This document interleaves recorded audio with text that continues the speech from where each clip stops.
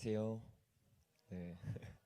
우리 말씀 듣기 전에 수련회니까 좀 시간을 여유롭게 사용해도 될 것 같아서 우리 같이 좀 기도 조금 더 하고 그다음에 우리가 말씀 듣는 시간 가졌으면 좋겠습니다.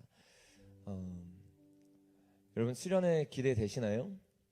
네. 수련회 할 때마다 수련회에서 말씀을 전할 때마다 제 마음 가운데 있는 마음들이 있어요. 어떤 마음이 있냐면 진짜 변화되기를 원하는 마음들, 그리고 내 삶이 이전과 달라지기를 원하는 마음들.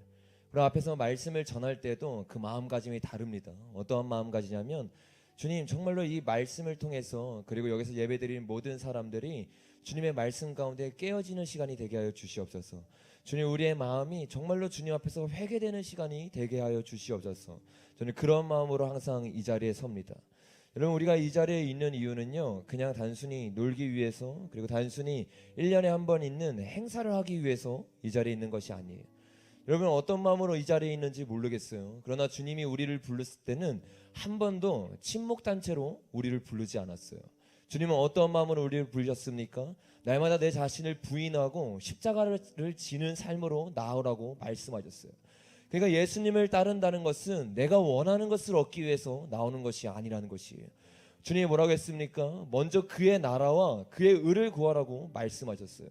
근데 많은 사람들이 예수님 앞에 나오면서 그의 나라와 그의 의를 구하기보다는 자기가 원하는 것을 얻기에 옵니다. 자신의 마음이 채워지게 옵니다. 자신의 마음의 힘듦을 위로받기 위해서 옵니다.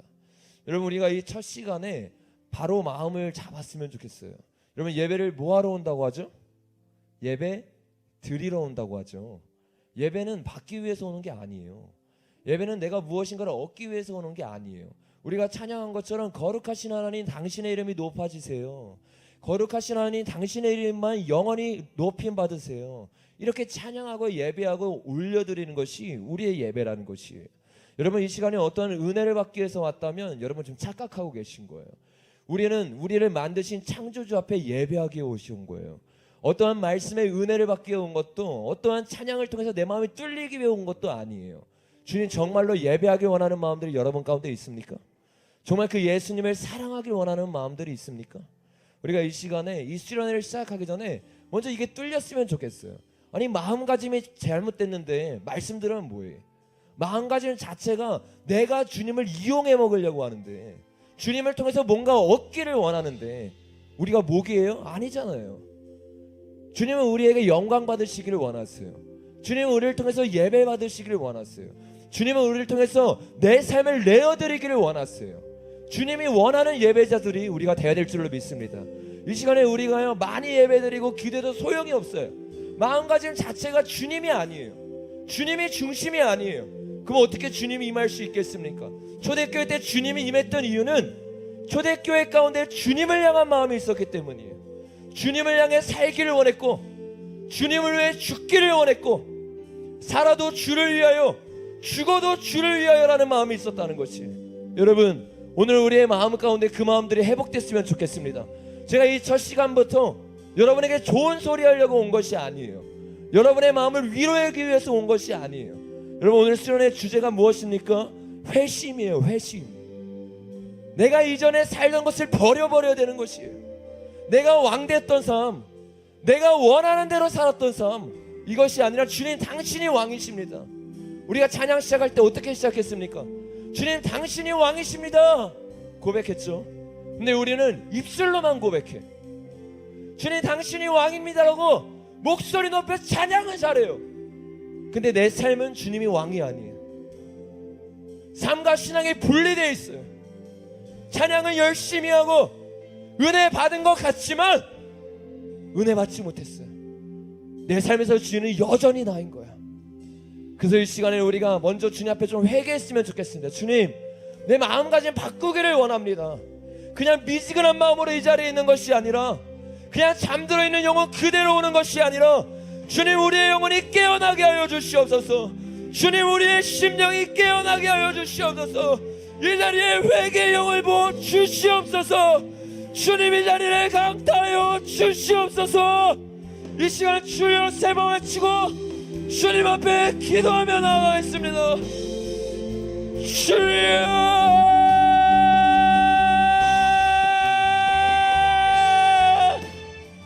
이 시간 우리 한 번 더 주님 앞에 기도했으면 좋겠습니다. 여러분, 정말로 주님을 원하십니까? 정말로 주님을 원하십니까? 우리의 심령이 깨어나기를 원하십니까? 여러분, 지긋지긋하지 않으세요? 예배 때는 은혜 받은 척, 예배 때는 주님을 위한 척 하면서 아무도 보지 않는 곳에서는 죄를 행하고 있어요. 아무도 보지 않는 곳에서는 예수님이 아니라 죄를 즐기고 있는 나의 모습, 그 이중적인 나의 모습에 질리지 않으세요? 이제는 정말로 변화되어야 될 때입니다. 여러분, 삶과 신앙이 분리되는 것은요, 신앙생활이 아니에요. 초대교회는 한 번도 삶과 신앙이 분리된 적이 없어요. 나의 삶에서도 여전히 주님이 왕이고 교회에서도 여전히 주님이 왕인 삶을 살았다는 것이 바로 초대교회의 모습이었던 것이에요. 그러니까 초대교회가 어떻게 됩니까? 파워풀한 능력을 가지고 있는 것이에요. 나라를 변화시키는 것이에요. 국가를 바꿔버리는 것이에요. 왜 오늘날의 교회가 빛과 소금이 되지 못하는가? 왜 오늘날의 교회가 나라에 영향을 끼치지 못하는가? 아주 간단해요. 내 삶에서는 내가 왕인 것이에요. 내 삶에서는 여전히 세상을 이길 힘이 없는 것이에요. 세상을 따라가고 세상을 무서워하고 세상에 타협하는 것이 우리의 신앙생활이 되었다는 것이에요. 여러분, 저는 오늘 이 두 번의 시간을 통해서 여러분과 제가 정말로 바뀌었으면 좋겠습니다. 그냥 나아가면요 바뀌지 않아요. 내가 결단하고 주님 앞에 회개하고 주님, 내가 정말로 바뀌길 원합니다. 은혜를 부어주시옵소서. 주님 없이는 살 수 없는 존재라는 것을 주님 앞에 부르짖어야 된다는 것이에요. 여러분, 그건 제가 여러분에게 해줄 수 있는 것이 아니에요. 제가 여러분을 대신 울어줄 수 없어요. 제가 여러분을 대신해서 부르짖을 수 없어요. 누가 부르짖어야 되느냐? 여러분이 부르짖어야 된다는 것이에요. 누가 은혜를 구해야 되느냐? 여러분이 은혜를 구해야 된다는 것이에요. 주님, 내가 바뀌고 싶습니다. 주님, 나의 삶이 정말로 변하게 하여 주시옵소서. 이렇게 여러분 기도하시기를 바랍니다. 이 시간 우리 마지막으로 한 번 더 기도할 건데, 우리 서서 좀 기도했으면 좋겠습니다. 우리 다 같이 일어나서 정말로 주님 앞에 간절한 마음으로 주님을 불렀으면 좋겠어요. 주님을 부를 때 주님은 단 한 번도 우리를 버리시지 않으셨어요. 간절히 찾는 자가 나를 만날 것이요, 나를 사랑하는 자가 나의 사랑을 입을 것이라고 주님은 약속하셨습니다. 여러분이 지금 어떤 마음으로 이 자리에 있는지 모르겠지만, 여러분이 정말 간절히 주님을 부르면 주님의 임재가, 새로운 영이 여러분의 굳은 마음을 제거하고 새로운 영을 부어주실 줄로 믿습니다. 이 시간에 우리가 말씀을 듣기 전에 주님, 나의 마음을 새롭게 하여 주시옵소서. 주님, 나의 마음을 깨뜨려 주시옵소서.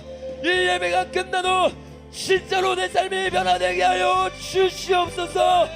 이 시간에 주여 세 번 외치고 간절히 기도합니다.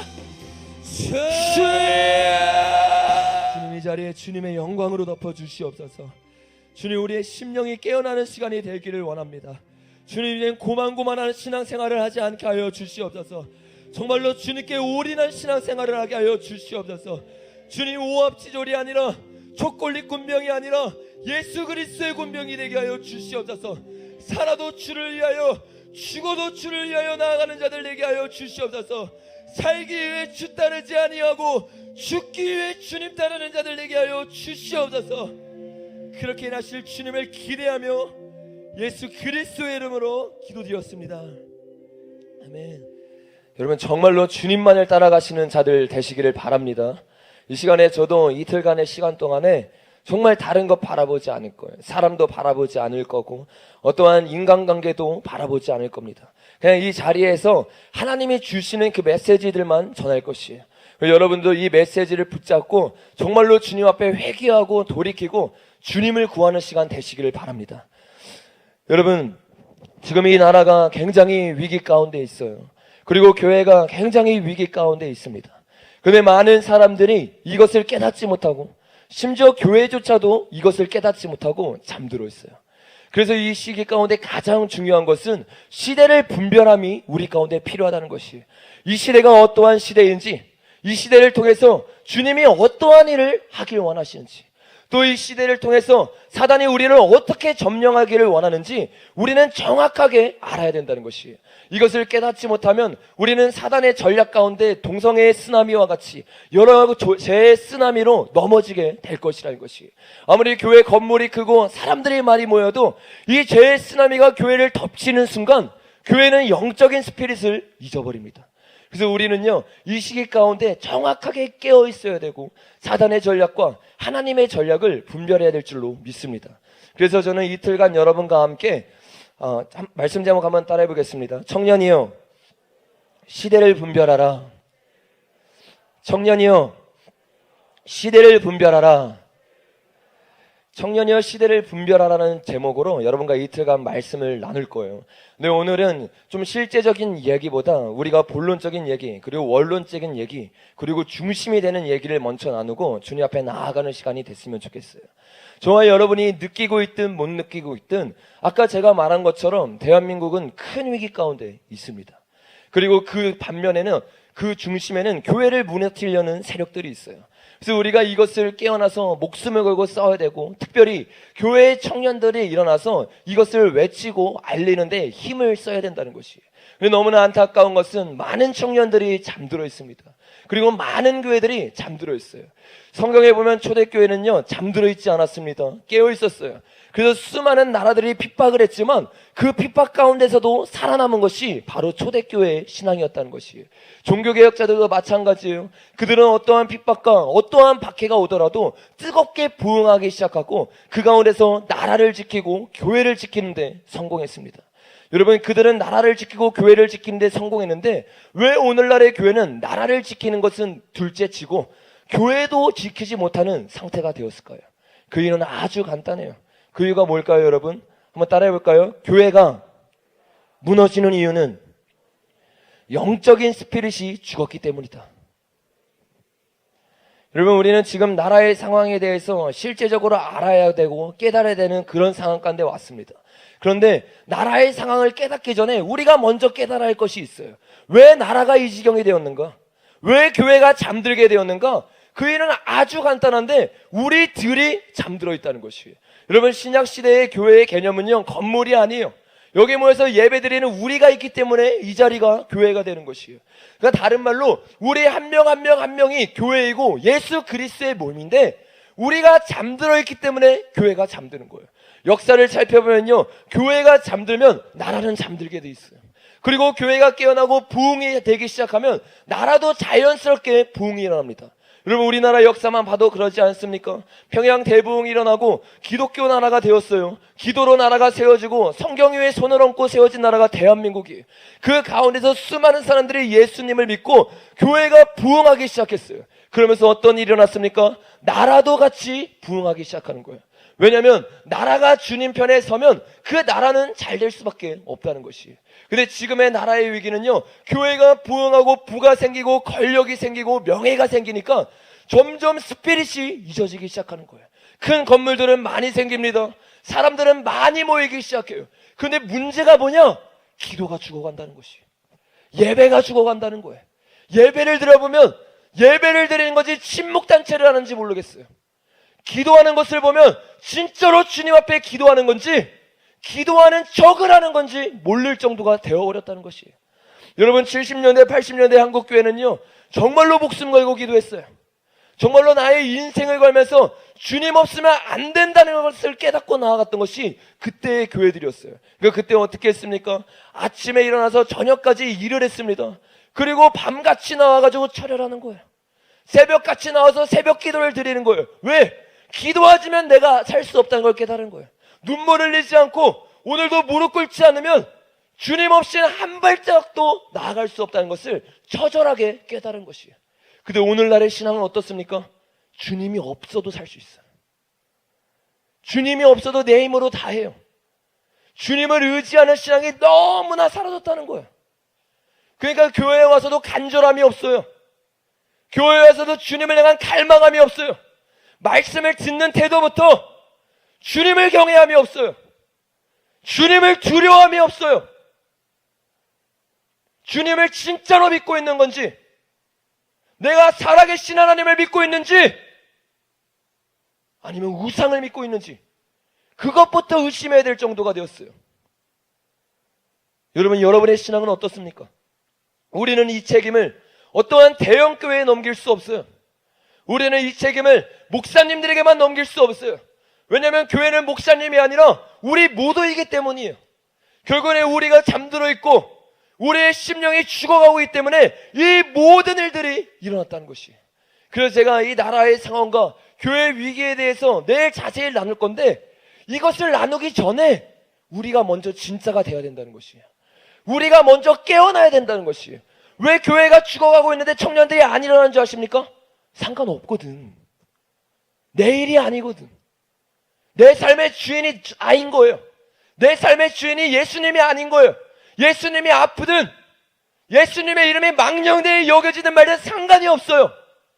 그러니까 나라가 망하든 교회가 망하든 내 마음 가운데는 어떠한 의미로도 안 다가오는 거예요. 나의 심장 가운데는 이게 아픔이 아닌 거예요. 왜? 주님이랑 나는 별개거든요. 그러니까 이 신앙부터 바뀌어줘야 되는 것이에요. 교회가 나라를 위해서 나아가기 위해서, 그리고 교회가 정말 교회되기 위해서는 우리의 신앙이 바뀌어야 돼요. 우리의 삶이 바뀌어야 되는 거예요. 그런데 사람들이 회개를 한 번도 해보지 않았어. 주님 앞에서 내 인생을 내려드린 적이 없어요. 죄를 죄로 여겨본 적이 없어요. 교회는 나옵니다. 찬양을 합니다. 기도는 해요. 내 삶에서 여전히 죄 가운데 살아가는 거예요. 음란함을 즐깁니다. 탐욕을 즐깁니다. 내가 원하는 대로 살아갑니다. 여자친구랑 남자친구랑 혼전 순결은 말할 것도 없고 동거를 하기 시작해요. 함께 지내기 시작해요. 거룩이라는 찾아볼 수가 없어요. 거룩하다 주님을 찬양해요. 주님을 예배해요. 주님, 당신은 거룩한 분입니다. 근데 나는 안 거룩해. 나는 거룩해지려고 노력한 적이 없어요.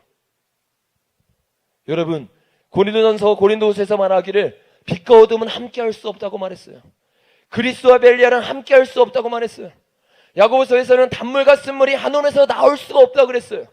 예수님 우리에게 말하기를 무화과 나무에서 엉겅퀴 따른 열매가 맺을 수 없다고 했어요.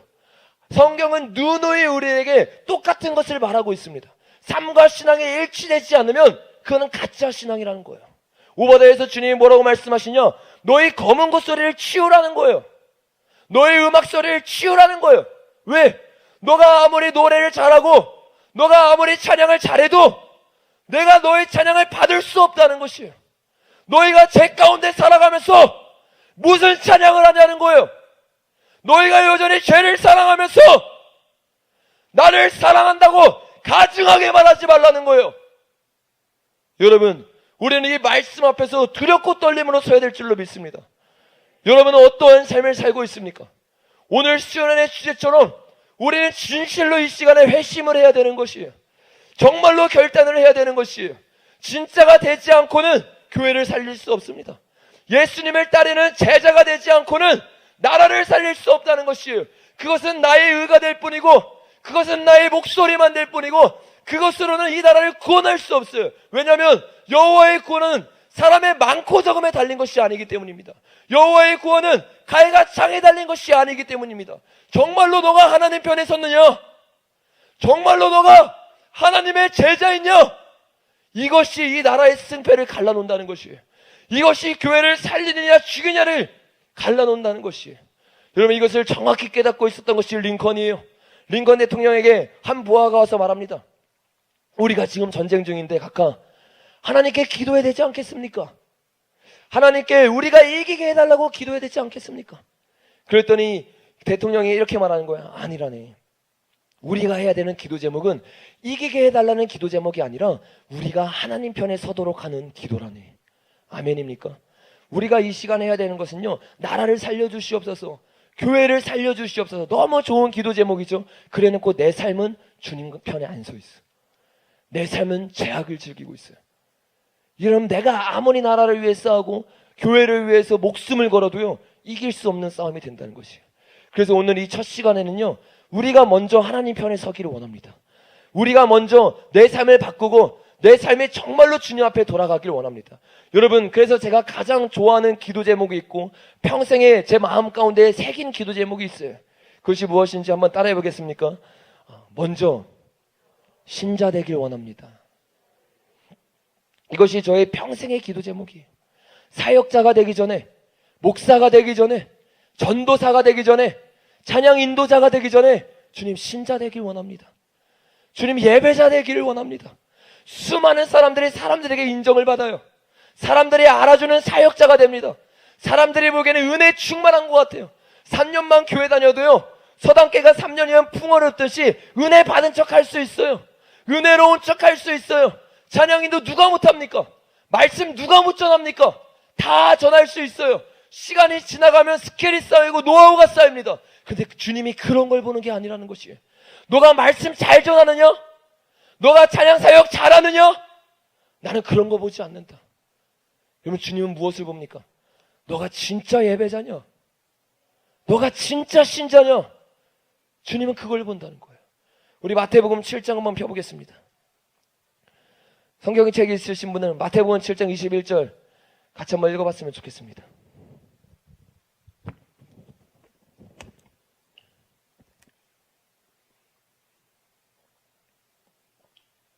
마태복음 7장 21절부터 23절까지 말씀이에요. 같이 읽겠습니다. 시작. 나더러 주여 주여 하는 자마다 다 천국에 들어갈 것이 아니요 다만 하늘에 계신 내 아버지의 뜻대로 행하는 자라야 들어가리라. 그날에 많은 사람들이 나더러 이르되 주여 주여 우리가 주의 이름으로 선지자 노릇하며 주의 이름으로 귀신을 쫓아내며 주의 이름으로 많은 권능을 행하지 아니하였나이까 하나니 그때 내가 그들에게 밝히 말하되 내가 너희를 도무지 알지 못하니 불법을 행하는 자들아 내게서 떠나가라 하리라. 아멘. 여러분 이 말씀은요 굉장히 무서운 말씀이에요. 여기 보면 주여 주여 하는 사람들이 나옵니다. 그러니까 교회를 다니는 사람이에요. 주님을 안다고 하는 사람들이에요. 주님께 예배드리는 사람들이라는 거예요. 근데 충격적인 건 뭐냐면 주님이 이들을 모른다고 한다는 거예요. 근데 여러분 이들은 어떤 자입니까? 단순히 예배드리는 자가 아니에요. 선지자 노릇하는 자, 사람들에게 인정받는 자라는 거예요. 귀신을 쫓아내는 자예요. 많은 권능을 행하는 자예요. 그러니까 교회에서 인정받고 혹은 교회에서 사역자로 사람들에게 알려진 사람들이라는 거예요. 많은 사람들이 선지자라고 말하면서 따라가는 사람이 바로 이 사람이라는 거예요. 그런데 충격적인 것은 사람은 알아주고 교회는 인정해 주는데 하나님은 인정하지 않는다는 것이에요. 이게 얼마나 무서운 일인 줄 알아야 돼요. 내가 평생 사역을 하고 내가 교회에서 열심히 나아갔는데 심판대 앞에 섰는데 주님이 모른다 하신다는 거예요. 주님이 너는 누구냐고 말씀하시냐는 거예요. 이처럼 억울한 일이 어디 있습니까? 평생 교회를 위해 헌신했어요. 평생 주님을 위해 나아간다고 말했어요. 그래도 주님이 모른다 할 수 있다는 것이에요. 왜? 예배자가 되지 않았어요. 귀신만 쫓아냈어요. 은사 갖고 사역했어요. 실력 갖고 사역했어요. 말씀 솜씨로 말씀을 전하기 시작했어요. 사람들의 귀나 가려주고 있었어요. 그러니까 주님이 봤을 때는 예배자가 아닌 거예요. 그런 예배를 보면서 주님 뭐라고 말씀하시겠습니까? 너희가 4시간, 5시간 예배 드려도 나는 그 예배를 받지 않는다는 것이에요. 여러분, 저와 오늘 여러분의 예배가 주님이 받지 않는 예배가 아니라 주님이 받는 예배가 됐으면 좋겠습니다. 주님이 기뻐하는 예배가 됐으면 좋겠습니다. 그러기 위해서 우리가 어떻게 해야 되는지 3가지를 여러분과 나눌 거예요. 첫 번째로 한번 따라해 보겠습니다. 먼저 회개하는 삶을 살아야 합니다. 여러분 우리가 진짜가 되기 위해서 첫 번째로 해야 되는 것이 있어요. 그것이 무엇이냐? 내 삶의 주인이 내가 아니라 주님임을 인정해야 된다는 것이에요. 내가 왕된 삶을 살아가는 것이 아니라 내가 즐기고 있던 모든 죄를 주님 앞에 끊도록 나아가야 된다는 것이에요. 이것은 제가 여러분에게 새로운 이야기를 하는 것이 아니에요. 세례요한이 와서 첫 번째 했던 설교가 무엇입니까? 회개하라, 천국이 가까이 왔느니라였어요.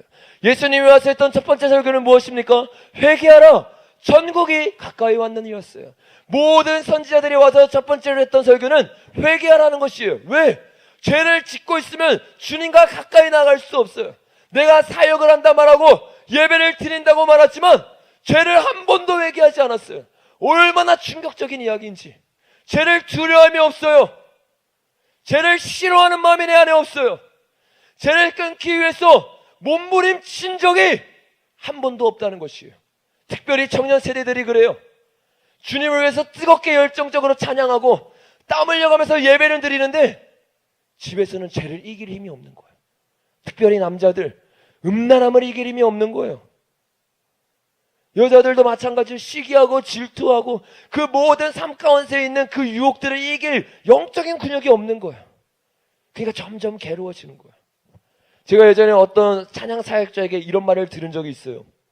그 찬양 사역자가 사람들을 모아가지고 찬양 사역자를 키우는 학교를 하고 있었는데 그분이 이런 말 하는 거예요.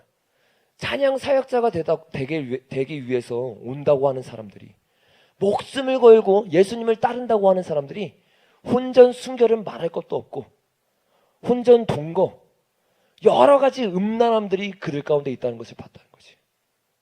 여러분, 이것이 오늘날 우리의 현실이라는 거예요.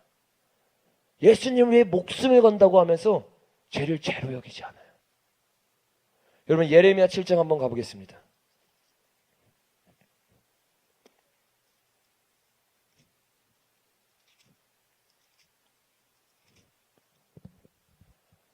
예레미야 7장에 보면요, 예수님께 예배드리러 나가는 사람이 나와요. 우리가 2절 한번 보겠습니다. 너는, 이게 1절에 보면 이렇게 말해요. 여호와께서 예레미야에게 말씀이 임하니라. 그러니까 여호와 하나님이 예레미야에게 말하고 있는 거예요. 2절에 보니까 너는 여호와의 집문에 서서 이 말을 선포하여 이르기를, 여호와께 예배하러 이 문에 들어가는 유다 사람들아, 여호와의 말씀을 들으라. 그러니까 지금 하나님께서 예레미야에게 말을 하고 있는데, 예레미야야, 너가 여호와의 집문 앞에 서서 이 문에서 예배하러 들어가는 사람에게 말해라. 그러니까 예레미야가 지금 누구한테 말을 해야 되냐면 예배드리는 사람, 교회를 다니는 사람들에게 말을 하고 있는 거예요. 근데 이 사람들이 교회에 다니고 예배를 드리는데 예배를 드리면서 동시에 하고 있는 것이 있어요. 그게 뭐냐면 9절부터 보면 이렇게 말해요. 예레미야가 그들에게 말하는 거예요. 너희가 도둑질하며 살인하며 간음하며 거짓 맹세하며 바알에게 분향하며 너희가 알지 못하는 다른 신을 따르면서 내 이름으로 일컫는 받는 이 집에 들어와서 내 앞에 서서 말하기를 우리가 구원을 얻었나이다 하느냐. 이는 이 모든 가증한 일을 행하려 함이로다. 하나님이 지금 이들에게 심판을 내리길 원하시고 이들에게 진노를 내리기를 원하는데, 진노를 내리는 대상이 세상이 아니에요. 어떤 사람들이냐, 예배 드리려고 들어가는 사람이에요. 근데 이 사람들이 예배를 드리는데 특징이 뭐냐, 하나님을 두려워하지 않고 죄 가운데 걸어요. 예수님을 예배하면서 뭘 하느냐, 도둑질을 하는 거예요. 예수님을 사랑한다고 말하면서 살인을 해요, 간음을 해요, 그리고 거짓 맹세를 하면서 우상을 섬기는 죄들을 짓고 있다는 것이에요. 예수님과 바알세부를 동시에 섬기는 삶을 나아간다는 것이에요. 여러분, 마태복음 5장에서 예수님이 뭐라고 말했습니까? 살인하는 것은 단순히 살인을 말하는 것이 아니에요. 형제를 미워하는 자마다 살인하는 자라고 말했어요. 여러분, 간음은 그냥 간음이 아니에요. 예수님은 뭐라고 말씀하셨습니까?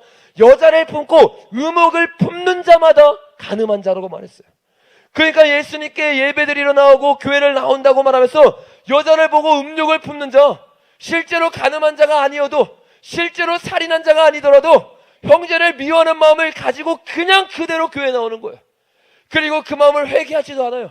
그러면서 뭐라고 말합니까? 이 집이 하나님의 집이다. 그러니까 나는 괜찮을 거야. 나는 구원받을 거야. 이 사람들이 죄를 갖고 있으면서 여전히 아니란 마음으로 나아가는 거예요.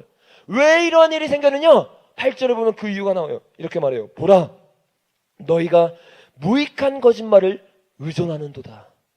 이 사람들이 무익한 거짓말을 의존했기 때문에 이러한 삶과 신앙이 분리된 삶을 살아갔어요. 근데 이 무익한 거짓말이 무엇이냐? 4절에 보면 나와요. 이렇게 말해요. 너희는 이것이 여호와의 성전이라, 여호와의 성전이라, 여호와의 성전이라는 거짓말을 믿지 마라. 그러니까 어떤 말이냐면, 앞에서 말씀을 선포하는 이 선지자들과 말씀을 선포하는 사람들이 너희가 어떻게 죄를 지어도 상관없다. 그냥 교회만 나오면 너희는 구원받을 수 있어. 그냥 교회만 나오면 너희는 예배자들이고 너희는 하나님을 믿는 자가 될 수 있어. 이렇게 가르치기 시작하는 거예요. 그리고 성도들은 그 거짓말을 붙잡기 시작하고 내 삶 가운데 여전히 살인이 있고, 내 삶 가운데 여전히 음란함이 있고, 내 삶 가운데 여전히 죄와 하나님을 동시에 섬기는 양다리의 마음을 가지고 있으면서 나는 교회에 왔으니까 괜찮아. 나는 수련회 왔으니까 괜찮아. 나는 깨어있는 교회에 왔으니까 괜찮아. 나는 찬양팀이니까 괜찮아.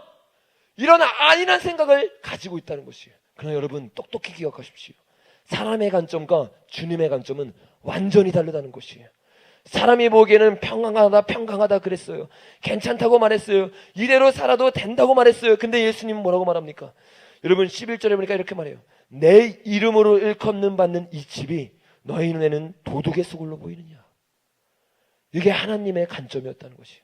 너희가 예배드리러 나왔는데 이 집이 도둑의 소굴로 보이느냐. 이 집이 음란함의 소굴로 보이느냐. 이 집이 죄악으로 가득한 집으로 보이느냐. 절대로 아니라는 것이에요. 하나님이 교회를 지을 때 어떻게 지었습니까? 만민이 기도하는 집으로 지었어요. 근데 수많은 사람들이 교회를 만민이 기도하는 집으로 만드는 것이 아니라 죄악을 들고 나오는 거예요. 그리고 그 죄악을 끊고 회개하는 것이 아니라 내 삶과 신앙이 분리된 상태로 여전히 나아가는 거예요. 이것이 오래되니까 어떻게 되는 거예요? 내 마음 가운데 양심이 묻어지기 시작해요. 내 마음 가운데 죄를 향한 두려움이 사라지기 시작해요. 그러니까 신앙이 완전히 이완화돼가지고 진짜로 내가 주님을 사랑하는 줄 알아요. 내가 찬양할 때 은혜 받는 줄 알아요. 착각하지 마세요. 기름 부음과 임재는 다른 겁니다. 은사와 임재는 다른 거예요. 성경에서도 성령의 은사와 성령의 열매를 다르게 말하고 있어요. 성령의 은사를 가지고 있던 사람이 누구입니까? 선지자였어요. 성령의 은사를 가지고 있던 자가 누구입니까? 귀신을 쫓아내는 자였어요. 성령의 은사를 가지고 있던 자가 누구입니까? 많은 권능을 행하는 자들이었어요. 많은 권능을 행하고도 은사를 가지고도 예수님이 모르는 사람이 될 수 있다는 것이에요. 사람들에게 쓰임받고 찬양팀으로 쓰임받고 사람들이 인정받는 말씀자가 되어도 주님이 모르는 사람이 될 수 있다는 거예요. 10년 신앙생활하고 20년 신앙생활에서 사람들에게 인정받는 장로가 됐어요. 사람들에게 인정받는 집사가 됐어요. 사람들에게 인정받는 목회자가 됐지만 주님이 모른다는 것이에요. 이게 얼마나 끔찍한 일인가. 얼마나 많은 교회들이 관점이 바뀌어 있는 것이에요.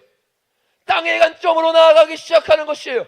하나님을 두려워해야 되는데 나의 목숨을 죽이는 사람을 두려워하는 거예요. 마태복음 10장 28절에 보니까 내 목숨을 죽일 사람을 두려워하지 말라 그랬어요. 그럼 우린 누구를 두려워해야 되느냐? 내 영혼을 지옥에 던질 하나님을 두려워해야 된다는 것이에요. 아멘입니까? 여러분 누구를 두려워하면서 신앙생활하고 있습니까?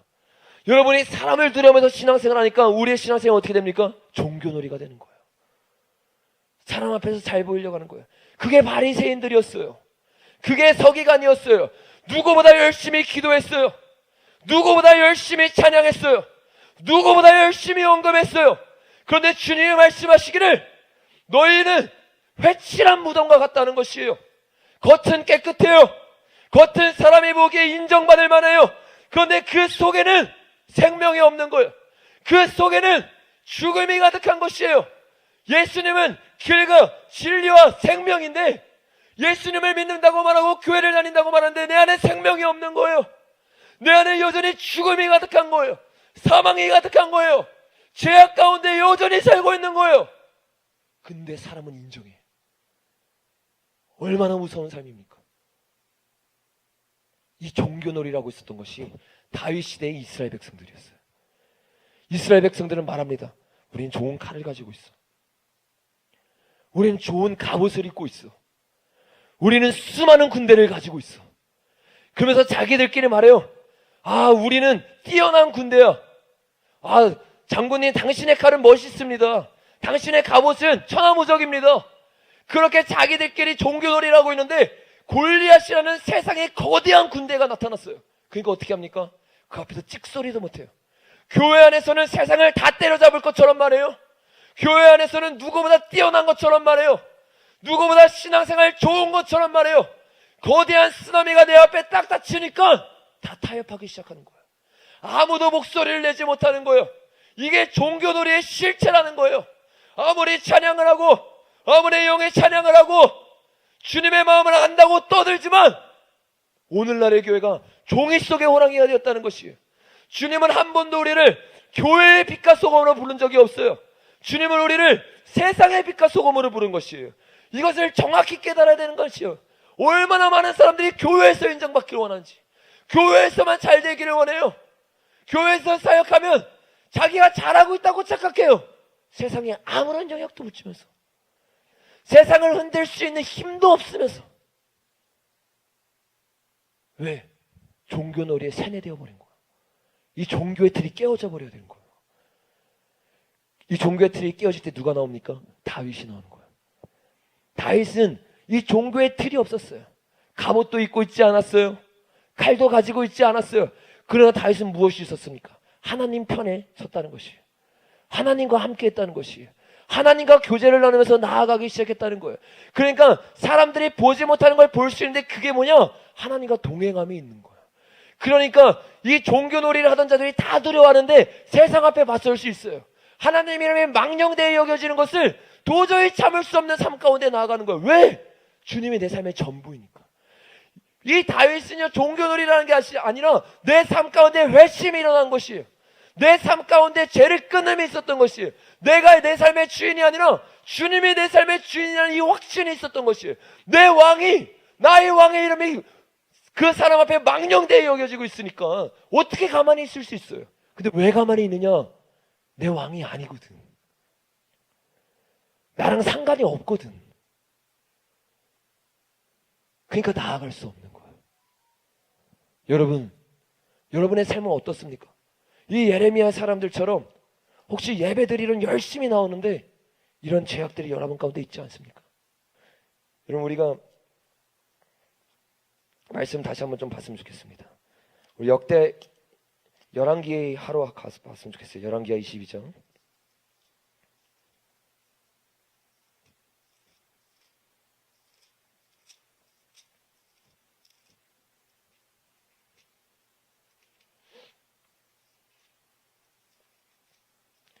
열왕기하 22장과 23장에 보면요, 요시야 왕이 나와요. 근데 이 요시야 왕이 어떤 왕인지 저와 여러분이 아마 잘 알 거예요. 개혁을 일으켰고 수많은 성전에서 그 우상들을 끊었던 왕이에요. 근데 우리가요, 이 요시야 왕처럼 오늘 해야 되는 일이 있는데, 내 마음의 성전, 고린도 전후서에서 보니까 내 마음이 하나님의 성전이라고 말했는데 내 성전 안에 있는 이 우상을 부셔버려야 되는 거예요.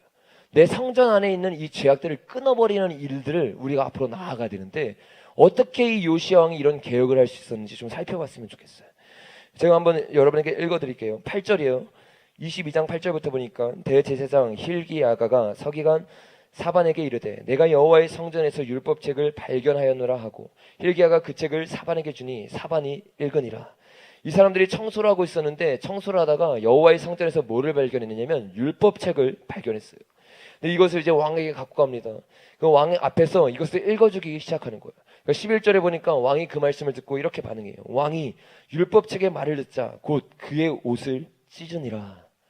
여러분, 이 말씀이 들어가니까 어떻게 되냐면 그 전에 보이지 않았던 죄가 보이기 시작하는 거예요. 그래서 우리가 진정으로 회개하고 진짜 교회가 교회되기 위해서 먼저 어떤 일이 있어야 되냐면 강대상 가운데 진리가 회복돼야 되는 거예요.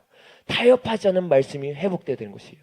갈라디아서 1장 10절에 보니까 너가 사람을 기쁘게 하는 사람이 될 거냐, 아니면 하나님을 기쁘게 할 사람이 될 거냐, 둘 중에 한 사람이 되어야 된다는 것이에요. 사람을 기쁘게 하는 사람이 되면 어떻게 되느냐, 말세가 다가왔을 때 사람의 길을 가볍게 해주는 스승이 되는 거예요.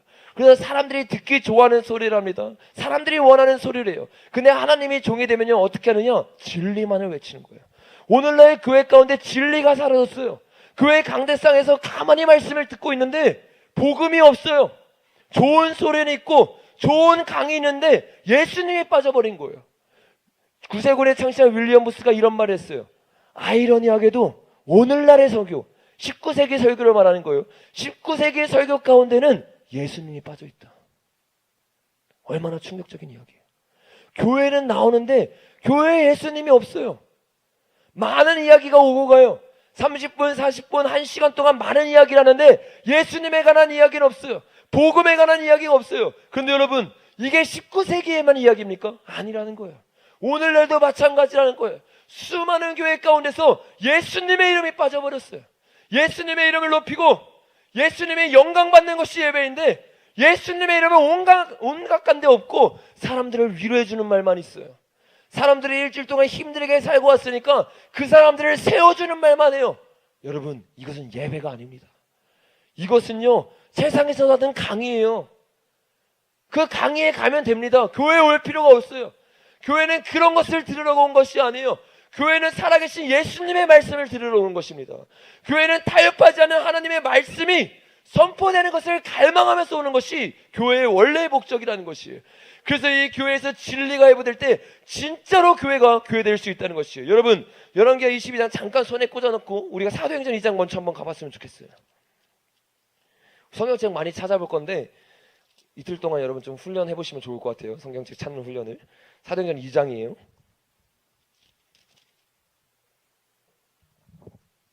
사도행전 2장에 보면 저와 여러분이 굉장히 좋아하는 말씀이 나오죠. 어떤 말씀이 나옵니까? 이 오순절 사건으로 인해서 하나님의 역사가 일어나고 성령님이 나타나기 시작해요. 근데 이 성령님이 나타나고 그 다음에 일어났던 일이 있는데 그게 뭐냐면 교회가 그 초대교회가 생겨나는 그 순서를 사도행전 2장에서 나타내고 있는 거예요. 어떻게 교회가 생겨나는지 잘 보세요. 그러면 오늘 우리가 어떻게 교회를 세워나갈 수 있는지를 깨닫게 될 겁니다. 성령님이 임했어요. 근데 성령님이 임한 걸로 예배가 시작하지 않아요. 왜냐하면 예수님이 요한복음 4장에서 말하기를 예배는 영과 진리로 드린다고 말했어요. 그러니까 영만 갖고도 안 되고 진리만 갖고도 안 되고 영과 진리가 합쳐질 때 진정한 예배가 될 수 있는데 초대교회가 생겨날 때도 마찬가지였어요. 성령님이 임하시고 나서 그 다음에 어떤 일이 일어났냐? 베드로가 일어나서 타협하지 않는 말씀을 전하기 시작해요. 어떤 말씀을 전하느냐? 너희가 나무에 달아 죽인 예수가 바로 구세주고 예수님이고 임금이다. 이것을 정확하게 타협하지 않고 외치기 시작해요. 근데 여러분, 타협하지 않는 말씀 가운데는요 항상 두 가지 반응이 있어요. 어떤 방향이냐? 말씀은 던져지고 그것을 선택하는 것은 여러분이에요. 오늘도 마찬가지예요. 타협하지 않는 말씀이 전했을 때 여러분이 이것을 받을 수 있고 여러분이 이걸 튕겨낼 수 있어요. 다행히 이 베드로의 설교 듣고는 사람들이 받아들였어요. 근데 사도행전 8장에 나오는 스데반의 설교를 듣고는 사람들이 돌을 던지기 시작했어요. 스데반의 설교와 이 베드로의 설교를 자세히 비교해보면 다른 게 없어요. 똑같은 말을 하고 있어요. 너희가 나무에 달아 죽인 예수를 하나님이 임금과 구주로 삼으셨다. 근데 한 사람들은 돌을 던졌고 한 사람은 이것을 받아들였어요. 그러니까 진리가 우리 가운데 들어가면요 두 가지 반응밖에 없어요. 이 진리를 받아들이거나 이 진리를 못 받아들이거나. 그래서 교회가 깨지는 거예요. 진짜 제대로 진리가 들어가면 여태까지 사람을 모으는데 안간힘을 썼는데 이 염소와 양이 섞여있는 이곳에서 진리가 선포되니까 양과 염소가 나뉘기 시작하는 거예요. 그리고 그 가운데 진짜 양이 살아나기 시작하고 양은 내 음성을 듣기 때문에 하나님의 말씀을 따라가는 사람들이 제대로 양육되기 시작한다는 것이에요. 여러분, 초대교회도 마찬가지였어요. 사람들이 모여있을 때 베드로는 타협하지 않고 말씀을 전하니까 이 말씀에 사람들이 찔리는 받아요. 38절에 보니까 베드로가 이르되 너희가 회개하여 37절부터 보겠습니다. 그들이 이 말을 듣고 베드로의 복음을 들은 거예요. 이 말을 듣고 마음에 찔려 베드로와 다른 사도에게 물어 이르되 형제들아 우리가 어찌할꼬.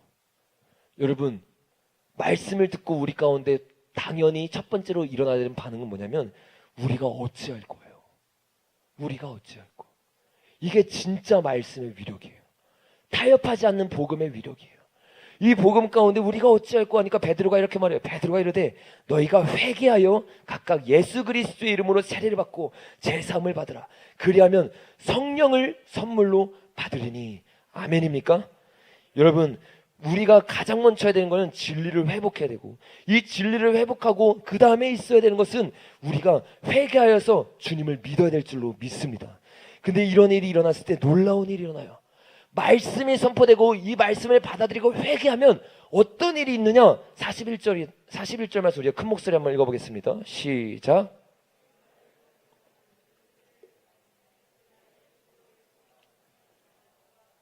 아멘.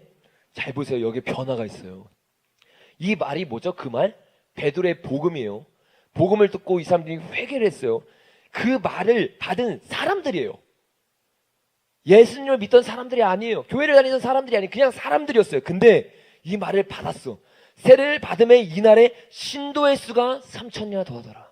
사람이 신도로 변했어요. 사람이 성도로 변했어요. 그러니까 사람이 성도로 변하는 기준은 교회에 앉아있는 게 아니라는 것이에요. 그냥 교회에 와서 등록하는 게 내가 성도가 됐다는 것이 아니에요. 성경적으로 사람이 신도로 변하는 가정은 뭐냐? 말씀에 찔려서 회개한 사람이라는 거예요. 내가 진짜 예배자가 되는 기준, 내가 진짜 예수를 믿었다는 그 기준은 뭐냐? 지금 여러분이 이 자리에 앉아있는 것이 아니에요. 여러분이 여기 몇 년 앉아있든 말씀에 찔림이 없고 회개하지 않았다, 여러분이 신자가 아닌 거예요. 여러분이 이 자리에 앉아있지만 예배자가 아닌 거예요. 왜냐하면 성경에서 말하는 신자의 기준은 말씀을 듣고 찔림을 받고 회개한 사람들이기 때문입니다. 여러분, 오늘 말씀에 찔려서 회개하는 사람 되시길 바랍니다. 수련의 주제 너무 좋은 것 같아요. 이 시기 가운데 우리가 시대를 분별하기 전에 먼저 회심이 일어나야 돼요. 여러분, 나라를 살렸던 수많은 역사들이 있었어요. 우리나라 때도 마찬가지, 일제강점기 때도 깨어있던 기독교인들이 일어나서 나라를 지켰어요. 그리고 우리 국보 이승만 대통령도 깨어있는 그리스도인으로서 이 나라를 지키기 시작했어요. 수많은 위기 가운데 하나님의 사람들이 일어나서 나라를 지켰는데, 그 사람들이 나라를 지키기 전에 뭐가 있었느냐? 진정한 회심이 있었다는 것이에요. 돌이킴이 있었다는 것이에요. 여러분, 이승만 대통령 여러분 잘 아시죠? 이승만 대통령도 원래 뛰어난 사람이었어. 원래 수지였어요. 근데 그 사람이 수지였지만 나라를 바꾸지 못했어요. 감옥에 들어가서 오히려 자신의 힘으로 나아가다가 죽을 위기에 놓여 있었어요. 근데 그 죽을 위기에 놓여 있는 그 사람에게 선교사님들이 열심히 나와가지고 그들에게 복음을 전하기 시작해요. 그리고 이승만 대통령에게 성경책 하나를 딱 던져주는 거예요. 이승만 대통령이 그때 당시에 사형수였기 때문에 언제 죽을지 모르는 상황이었어요. 그 목에 칼을 차고 있었기 때문에 할 일이 없으니까 성경책을 읽기 시작합니다. 성경책을 내 손으로 못 넘기니까 옆에 있는 사람에게 한 장 다 읽으면 넘겨달라고, 한 장 다 읽으면 넘겨달라고, 그렇게 말씀을 읽었어요. 옆에 있는 사람한테 계속 말씀을 넘겨달라면 미안하잖아요. 그래서 말씀을 넘겨달라 하다가 이제는 미안하니까 어떻게 하냐면 한 장 읽었던 데를 또 읽고 또 읽고 묵상을 한 거예요. 또 읽고, 그리고 어느 정도 시간이 지나면 한 장 넘겨달라고, 그냥 그 한 장을 또 읽고 또 읽고 또 읽기 시작했어요. 근데 놀라운 하나님의 역사가 일어나는데, 어떤 역사가 일어나냐? 말씀을 읽는 가운데 이승만 대통령이 자서전에 표현하기를 주의 사자, 그러니까 주의 천사가 내려와서 강권적으로 하나님을 만나기 시작해요. 이 하나님을 만난 가운데 어떤 일이 있었냐면, 나의 왕이 내가 아니구나, 이것을 깨닫게 돼요. 그리고 주님 앞에 자신의 삶을 회심하고 돌이킵니다. 그리고 어떤 일이 있냐? 자신의 삶을 회심하고 돌이키니까 이제는 자기를 위해서 살아가지 않는 거예요. 주님을 위해서 살아가기 시작하니까 거기서 전도를 하기 시작해요. 그리고 같이 있던 사람들이 한 40명 정도 되는데 그 40명 되는 사람은 다 전도했어요. 놀랍지 않습니까? 심지어 간수들까지도 재수가 간수를 전도했어요. 이게 말이 됩니까? 거의 죽기 직전의 사람이고 희망도 없고 소망도 없는 사람인데 이 사람 얼굴에 기쁨이 있는 거야. 이 사람 얼굴 가운데 행복이 있는 거예요. 그러니까 간수들까지도 그 영향력을 받아서 전도될 정도로 이 사람이 완전한 회심을 일으켜요. 이런 회심이 있고 나서 하나님의 역사를 힘입고 대한민국이 생겨난 겁니다. 여러 나라들이 생겨났고 그 나라의 위기 가운데 하나님의 일들이 일어날 수 있었다는 것이, 이 초대교회도 마찬가지지 않습니까? 이런 하나님의 역사가 있고 나서 우리가 바뀔 수 있다는 것이에요. 여러분, 오늘 우리가 하나님의 말씀 앞에 두렵고 떨림으로 섰으면 좋겠습니다. 그래서 정말 여러분이 사람이었다면 신도가 되고 그냥 이 자리에 예배드려 나왔던 사람이었다면 진정한 예배자들이 되시기를 바랍니다. 우리 다시 열왕기하 22장 한번 돌아가 보겠습니다. 22장에서도 마찬가지예요. 이거는 하나님은 어제나 우리가 오늘 찬양했던 것처럼 어제나 오늘이나 영원토록 동일하시기 때문에 구약의 하나님, 신약의 하나님이 따로 있는 게 아니에요. 구약의 하나님도 우리 하나님이고 신약의 하나님도 우리 하나님입니다. 그러니까 하나님의 역사가 똑같이 일어났는데 요시야 때도 마찬가지예요. 이 진리가 흐려지니까 진리를 할지는 진리가 너희를 자유케 하는데 진리를 몰라요. 눈이 가려져 있어요. 그러니까 어떻게 됩니까? 내가 죄를 짓고 있는데 죄인지도 모르면서 짓기 시작하는 거야. 왜? 여태까지 다른 왕들이 다 그렇게 살았으니까. 기준이요, 세상이 되어버린 거예요. 기준이요, 옆에 있는 사람이 되어버린 거예요. 오늘날의 수많은 그리스도인들의 기준이 뭐냐? 성경이 아니라는 거예요. 말씀이 아니라는 거예요. 내가 다른 사람보다 조금 더 열심히 있으면 열심히 있다고 착각해요. 내가 다른 사람보다 조금 더 거룩하면 내가 거룩하다고 착각하는 거예요. 여러분, 착각하지 마십시오. 우리의 기준은 사람이 아니라 성경일 줄로 믿습니다. 여러분, 주님만이 우리에게 악과 선을 알려줄 수 있어요. 이 진리만이 뭐가 죄이고 뭐가 선인지를 정확히 알려주는 거예요. 근데 이 성경책이 사라지면 어떻게 되냐? 죄를 죄라고 말할 수 없어요. 악을 선하다, 선을 악하다 말하는 이사야 5장의 시대가 오늘날의 시대가 될 수 있다는 것이에요. 이런 시대가 지금 도래하고 있어요. 여러분, 벌써 교회 안에서 어떤 일이 있습니까? 동성애가 죄가 아니라는 거예요. 동성애를 외쳐도, 동성애를 축복하는 목사가 있어도 이 목사를 이단 시비로 걸면 안 된다는 것이에요. 그의 신앙을 인정해줘야 된다는 것이에요. 이게 얼마나 충격적인 이야기입니까? 여러분, 지금 대한민국도 내일 자세히 나누겠지만 차별금지법이 통과될 위기에 놓여 있어요.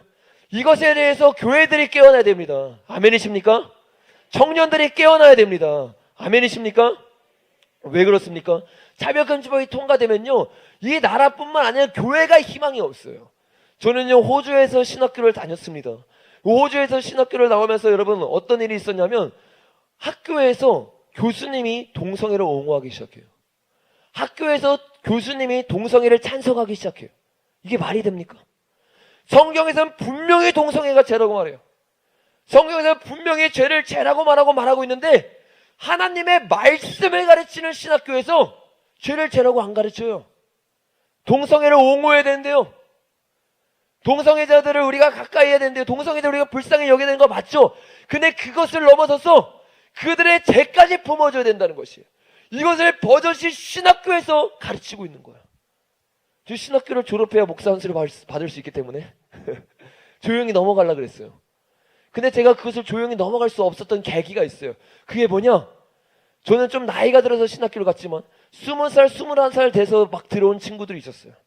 근데 이 친구들이 이 교수님의 말씀이 다 맞다고 생각하면서 끄덕끄덕거리고 아멘하면서 받아들이기 시작하는 거예요. 그러니까 이 20살, 20살 되는 아무것도 모르는 이 청년들이 와서 그걸 아멘으로 받아들여서 10년이 지나고 20년이 지나서 목회자가 될 텐데, 그리고 중고등부 아이들을 가르칠 거고 청년들을 가르칠 건데, 이 책임이 나에게도 돌아오겠구나. 그 생각이 들기 시작하고 주님을 두려워하는 마음이 들어오니까 가만히 있을 수가 없는 거예요. 그래서 그때부터 손을 들고 반론을 하기 시작했습니다.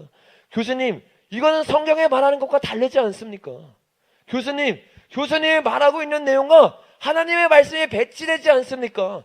그 수업 시간마다 손을 들고 말했어요. 그리고 이 일이 불거지기 시작했어요. 그리고 신학교 전체의 이 일이 알려졌고 총장까지 이 일이 들어가서 제가 여러 번 총장실에 불려갔어요. 그래서 저는 당연히 학교에서 제 편을 들어줄 줄 알았어요. 왜? 나는 성경에 있는 이야기를 했고 나는 성경 말씀 그대로 했으니까 이게 커졌으니까 이제 이 교수님이 잘리겠구나. 이제 이 교수님이 제대로 가르칠 수밖에 없겠구나. 근데 놀라운 결과가 일어났는데, 어떤 결과가 일어났냐면 제가 학교에서 퇴학을 당합니다. 왜 그럴까요, 여러분? 호주는요 2017년에 차별금지법이 통과된 나라예요. 그러니까 신학교에서조차도 동성애에 대해서 함부로 말할 수 없는 거예요. 동성애 반대를 할 수 없는 거예요. 쉬쉬하는 거예요. 그러면서 동성애 반대를 외친 사람에게 오히려 악영향을 주고 그 사람의 꼬투리를 잡고 그 사람을 퇴학시키는 것이 호주의 신학교가 되어버렸다는 것이에요. 여러분, 우리나라도 마찬가지예요. 차별금지법이 통과되면 어떻게 되냐면 신학교에 동성애자가 들어와서 전도사가 된다고 말해도 그것을 자를 수가 없어요. 이 충격적인 일이 우리나라 가운데 일어나는 것이 그 앞에 다가왔어요. 다행히도 수많은 한국교회가 지금 깨어나서 이것에 대해서 외치고 있지 않습니까? 그리고 토요일날마다 지금 이것을 발휘하려는 정의당사 앞에서 우리가 기도하고 예배하고 찬양하면서 이것을 목숨 걸고 막고 있습니다. 여러분, 우리가 깨어서 기도해야 될 줄로 믿습니다. 근데 여러분, 이러한 기준들이 왜 사라지느냐? 말씀이 없기 때문에 사라진다는 거예요. 제가 너무 깜짝 놀란 게 뭔지 아세요, 여러분? 오늘날 그리스도인들이 말씀을 안 읽어요.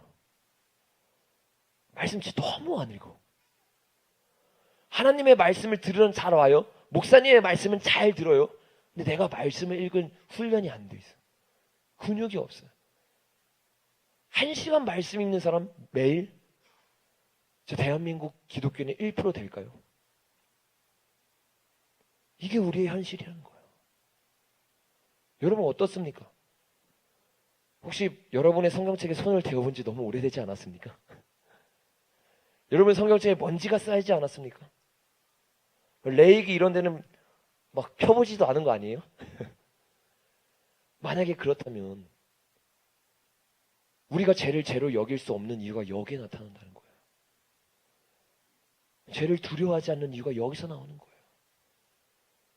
요시야 왕도 그런 사람이었는데 11절에 보니까 22장 11절에 보니까 열왕기하 왕이 율법책의 말을 듣자 곧 그의 옷을 찢으니라.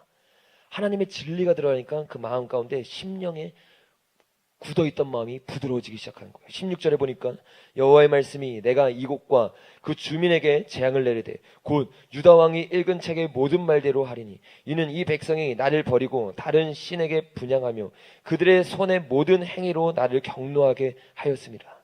하나님의 말씀에 들어가니까 이 읽은 책의 말씀대로 양심이 부드러우기 시작하고 이 말씀을 그대로 행한다고 말하기 시작한 거예요. 혹시 다 돌아가나요?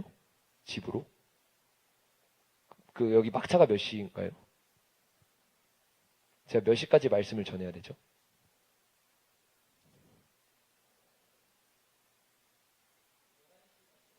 11시까지 해도 되나요? 네네, 알겠습니다.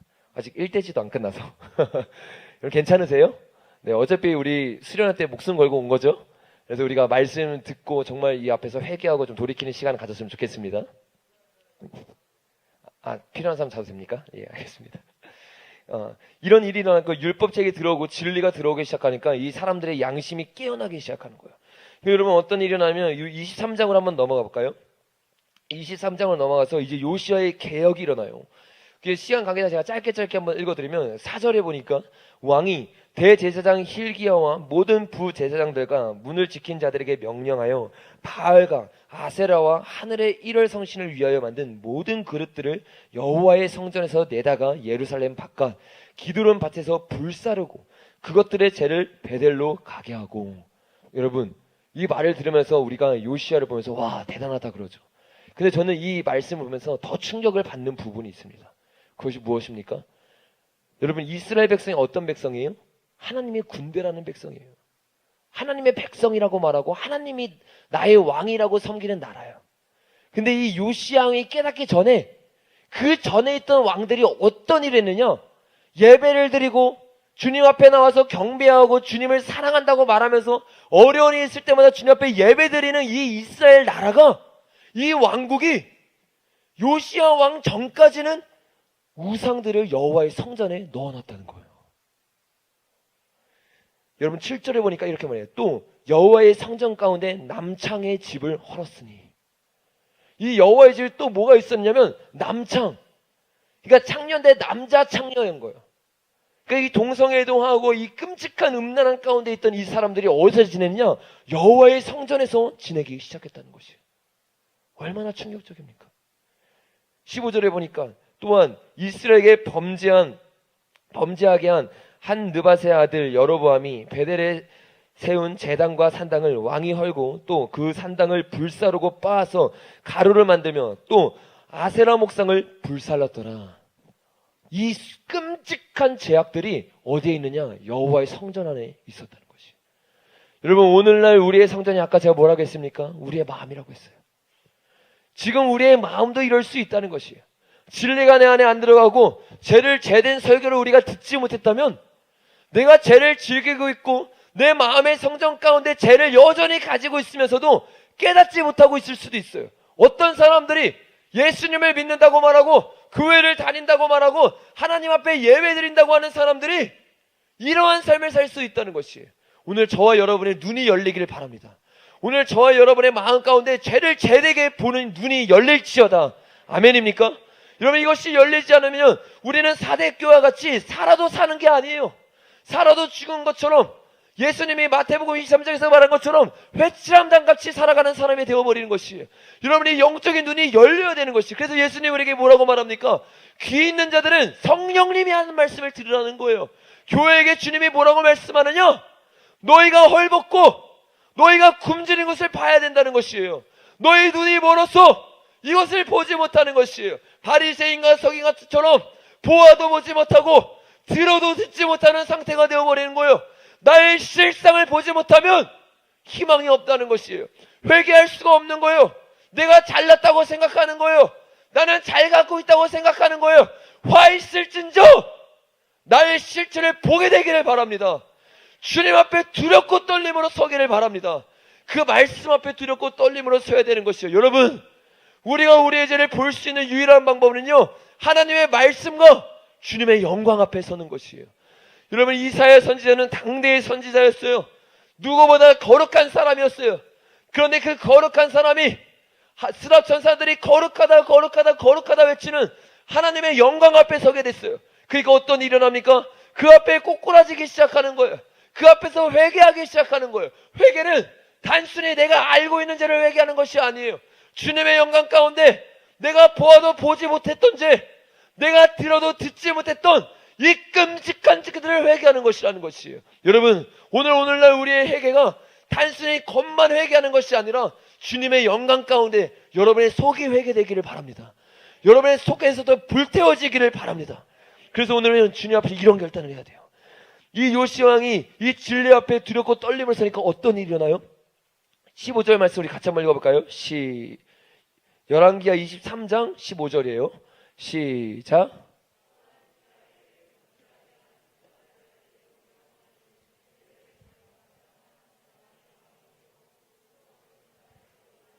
봐서 가루를 만들며 또 아세라 목상을 불살랐더라.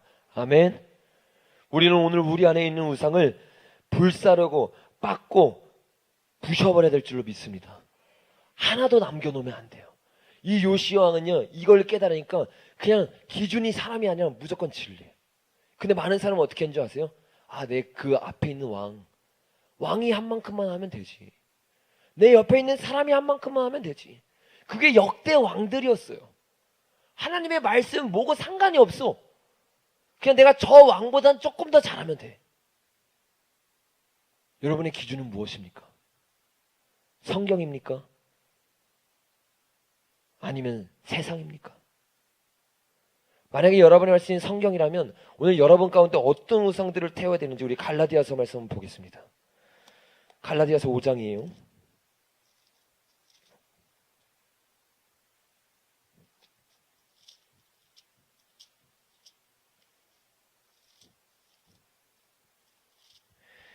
갈라디아서 5장에 보면 성령일과 육체일이 나와요. 찾으셨으면 제가 한번 읽어볼 테니까 17절 한번 눈으로 따라 보세요. 육체의 소욕은 성령을 거스르고 성령은 육체를 거스르나니 이 둘이 서로 대적함으로 너희가 원하는 것을 하지 못하게 하려 함이라. 이 말씀에 보니까 육의 일과 성령의 일이 나와요. 근데 육의 일은 성령의 일과 반대되기 때문에 이 둘은 동시에 있을 수가 없어요. 제가 아까 말했던 것처럼 빛과 어둠이 함께 할 수 없는 것처럼 단물과 쓴물이 함께 할 수 없는 것처럼 성령의 일과 육체의 소욕은요 절대로 함께 할 수 없어요. 근데 이 육체의 일과 성령의 소욕이 뭐냐?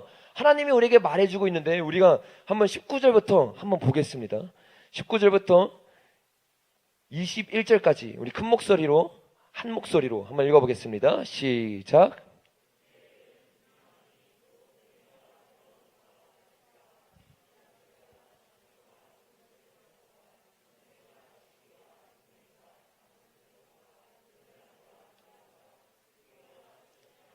방탕과 또 그와 같은 것들이라.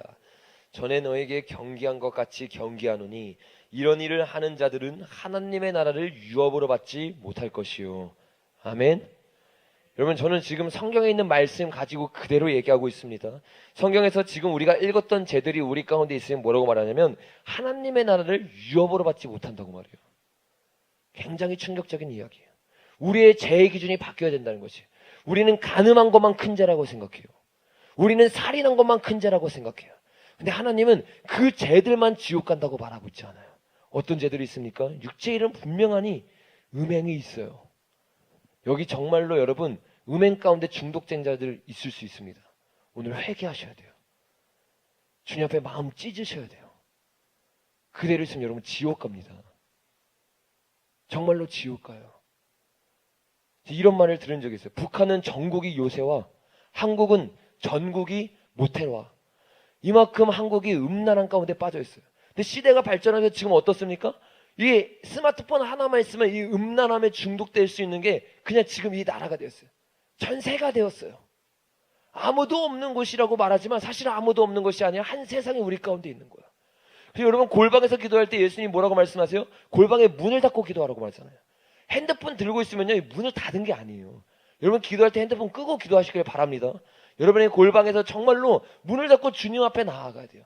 근데 이 핸드폰을 붙잡고 있으면서 이 핸드폰 가운데서 음란함에 중독돼 있어요. 제가 정말로 충격적인 결과를 본 적이 있어요. 음란 사이트에 이렇게 사람들이 들어가는 그 치수를 이렇게 통계낸 자료가 있어요. 근데 그 자료를 보니까 어떻게 돼 있냐면 수요일이랑 일요일 날 음란 사이트에 들어가는 그 횟수가 줄어든대요. 이게 뭘 말하는 줄 아세요? 수요 예배와 주일 예배가 있는 그날은 음란 사이트에 들어가는 그 통계가 줄어든다는 거예요. 얼마나 충격적이에요. 교회를 다니는데 세상과 다르게 없어요. 교회를 다니고 예수님을 믿는다 말하고 말씀을 전한다 말하고 심지어 찬양을 한다고 말하고 심지어 뜨겁게 기도한다고 말하는데 전혀 다른 게 없다는 것이에요. 여러분 오늘 우리 기도할 때요, 특별히 남자들 이 음란의 중독 가운데 있으면 주님 앞에 마음을 찢으세요. 그리고 은혜를 구하세요. 주님, 내가 이 중독에 헤어져 나가길 원합니다. 내일 이 음란에 대해서 아주 자세히 나눌 건데 이거 헤어져 나오지 못하면 이 나라 이길 수 없어요. 여러분 이 나라가 지금 무너지는 거는 성혁명 때문에 넘어지는 거예요. 그래서 이 성을 가지고 우리나라를 무너뜨리기 위해서 동성애도 가져오고 각종 음란함, 페미니즘부터 시작해서 여러 가지 음란함들이 우리 가운데 들어오기 시작해요. 근데 이 핵심이 뭐냐면 사단이 우리에게 음란함을 통해서 이 영적인 스피릿을 무너뜨리려고 하는 거예요. 근데 우리가 이것을 깨닫고 싸운다고 이기는 게 아니에요. 어떻게 이길 수 있느냐? 이 싸움에서는요, 한번 따라해볼까요? 성혁명을 이길 수 있는 거는 거룩한 세대뿐입니다. 이걸 이길 수 있는 건 단순히 목소리를 낸다고 이길 수 있는 게 아니에요. 거룩한 세대가 되고 정결한 세대가 돼야지 이 싸움에서 이길 수 있다는 것이.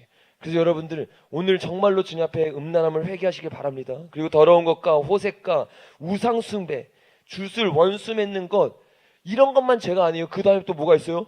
분쟁도 하나님 나라를 유업으로 못 받게 하는 죄예요. 시기도, 분냄도. 저 교회 안에 있어서 깜짝 놀라는 게 있어요. 얼마나 많은 사람들이 시기와 질투 가운데 사로잡혀 있는지.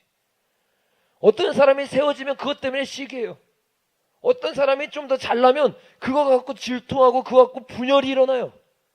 그리고 교회 안에서 얼마나 당짓는 일들이 일어나는지. 교회 안에서 끼리끼리 놀아요. 교회 안에서 구별을 해요. 교회에서 차별을 해요. 야고보에서는 한 번도 우리를 차별하라고 말하지 않았어요. 저는 교회 안에서 제가 중고등부 사역을 할 때도 그리고 지금 목회를 할 때도 끼리끼리 노는 게 보인다. 절대로 가만히 있지 않습니다. 교회는 그런 것이 아니에요.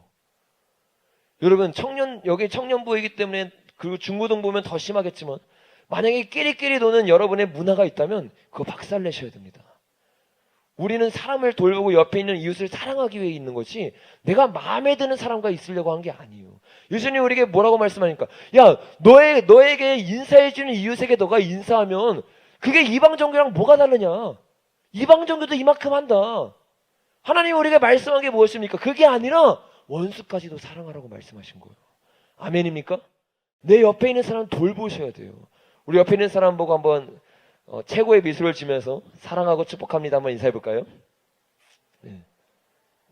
별로 안 사랑하는 것 같아요. 우리 다시 앞뒤 사람이랑 큰 목소리로 사랑하고 축복합니다 한번 인사해 볼까요? 네. 네. 진짜 사랑하고 축복합니까? 진짜 교회를 다니면서 우리 얼굴 가운데 사랑이 있어야 돼요. 우리 얼굴 가운데 그 즐거움이 있어야 된다는 거예요. 시기와 분냄 당짓는 게 있어요. 또 뭐가 있어요? 제가 여러분에게 이거 하나하나 일부러 구체적으로 읽어주는 거예요. 오늘 여러분 가운데 요시아처럼 양심이 끼어져서 이거 하나하나 다 회개하시라는 거예요. 투기와 술 취함과 방탕함과 또 그와 같은 것들이라. 만약에 여러분 가운데 이런 것들이 있다면 오늘 주님 앞에 마음을 찢고 회개하시길 바랍니다. 여러분 이러한 죄들에 대해서 바울도 이것을 경고하는데 오늘 시간이 없기 때문에 제가 1대지만 좀 나누고 여러분과 좀 말씀을 좀 맞춰야 될 것 같아요. 우리 고린도전서 한번 가보겠습니다. 고린도전서 9장입니다.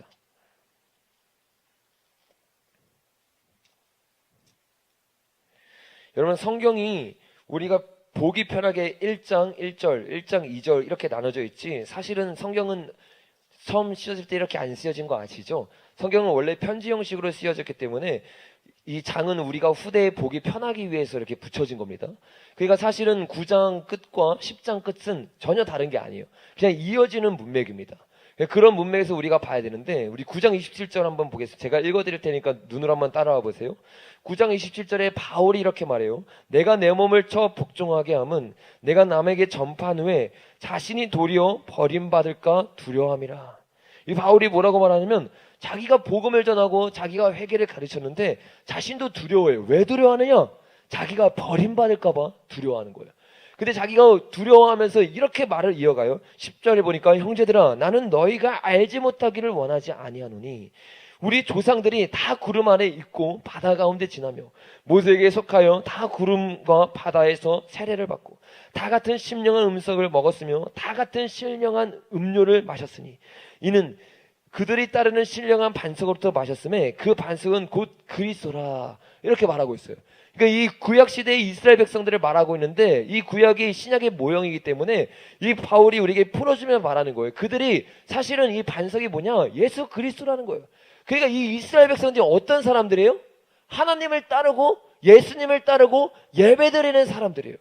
그러니까 우리처럼 지금 예배드리고 있는 사람들. 근데 그들이 충격적이게 예배를 드리고 하나님을 따르고 그리스도의 반석 가운데 있었는데도 불구하고 5절에 보니까 그러나 그들의 다수를 하나님이 기뻐하지 아니하셨으므로 그들이 광야에서 멸망을 받았느니라. 그들 모두가 하나님이 기뻐하는 사람이 아니었다는 거예요. 이게 충격적이라는 거예요. 어떤 사람은 말합니다. 이건 구약의 이야기지 않습니까? 신약은 그 일이 일어나지 않아요. 여러분 착각하지 마세요. 구약의 하나님과 신약의 하나님은 나뉘어지지 않아요. 이 말씀을 읽어보면 바울이 어떻게 말하고 있는지 정확하게 나옵니다. 그들이 어떠한 죄를 짓고 있었느냐? 6절에 보니까 이러한 일은 우리의 본보기가 되어 구약의 이야기가 아니라는 거예요.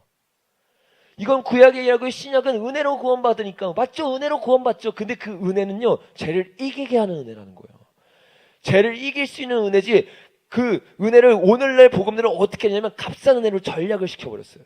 내가 죄를 짓고 내가 어떻게 살아도 은혜로 구원받지. 아니요. 성경에서 말하는 한 번도 그런 은혜를 말한 적이 없어요. 복음은 뭐냐면 로마서 1장 15절에서 말하기는 복음은 하나님의 능력이라고 말해요. 로마서 1장 5절에 보니까 믿어 순종하게 하라고 말해요. 그러니까 내가 믿고 복음을 받아들이면 어떻게 되냐면 세상을 이기는 승리는 이것이니 우리의 믿음이라. 그러니까 우리가 세상을 이길 수 있는 믿음을 가지는 거예요. 이것을 문맥으로 보니까 요한일서 2장에 보니까 이렇게 말해요. 세상을 이기는 승리인데 세상이 뭐냐? 육신의 정욕과 안목의 정욕과 이생의 자랑이라는 거예요. 이상의 자랑이라는 거예요. 그러니까 내가 세상을 즐기고 세상을 따르는 이 모든 것을 이길 수 있는 힘이 믿음 가운데 나오는데 믿음은 어디서 나오냐? 로마서 10장 10절에 보니까 믿음은 들음에서 나고 들음은 그리스도의 말씀으로 말미암느니라. 하나님의 말씀, 즉 복음이 선포되는 순간 이 복음이 우리를 죄를 이길 수 있는 능력을 가진 그리스도를 만드는 거예요. 그러니까 보라, 이전 것은 지나갔으니 새 것이 되어버리는 것이에요. 새로 창조된 사람이 되는데 어떤 사람이 되느냐? 예전에 죄를 이길 수 없었던 볼품없는 사람이 아니라 죄를 이길 수 있는 하나님의 사람이 되어버리는 것이에요. 그러니까 우리가 죄에서 지는 것은요, 이러면서 은혜로 구원받는 것은 말도 안 되는 소리예요. 여러분 진짜 은혜를 받아서 죄를 이기는 자들이 되시기를 바랍니다. 근데 이 사람들은 어떤 삶을 살았어요? 본보기가 됐는데 망했어요. 왜 망했는가? 이 사람들은 도대체 왜 망했는가? 그 다음 구절에 나와요. 7절에 보니까 한번 읽어볼까요? 7절 시작.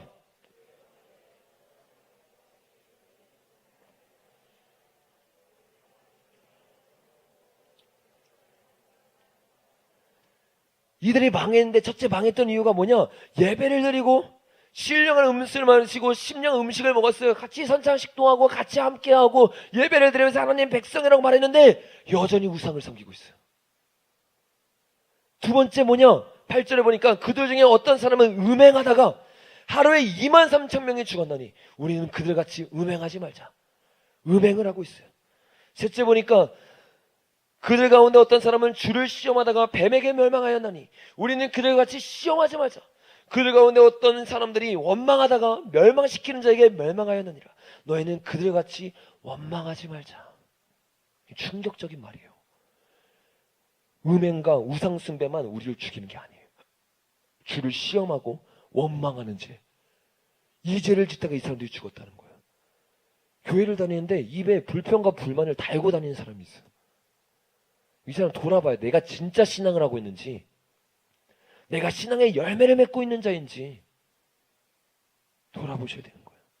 여러분, 이러한 일은 어떤 일인지 잘 보세요. 우리 11절 말씀 큰 목소리로 한 목소리로 읽어보겠습니다. 시작.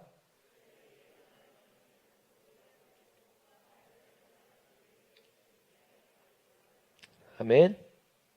여러분, 이 일은 구약의 일이 아니라는 거예요. 이 일이 왜 일어났고 이 일을 왜 기록했느냐?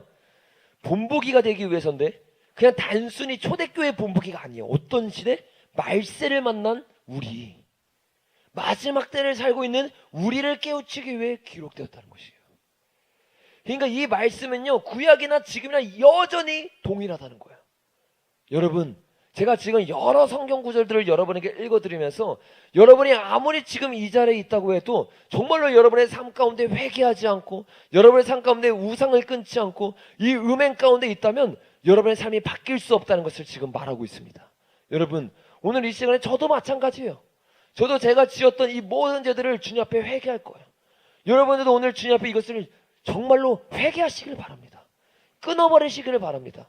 회개라는 건 무엇입니까? 누가복음 3장에서 세례요한이 말해요.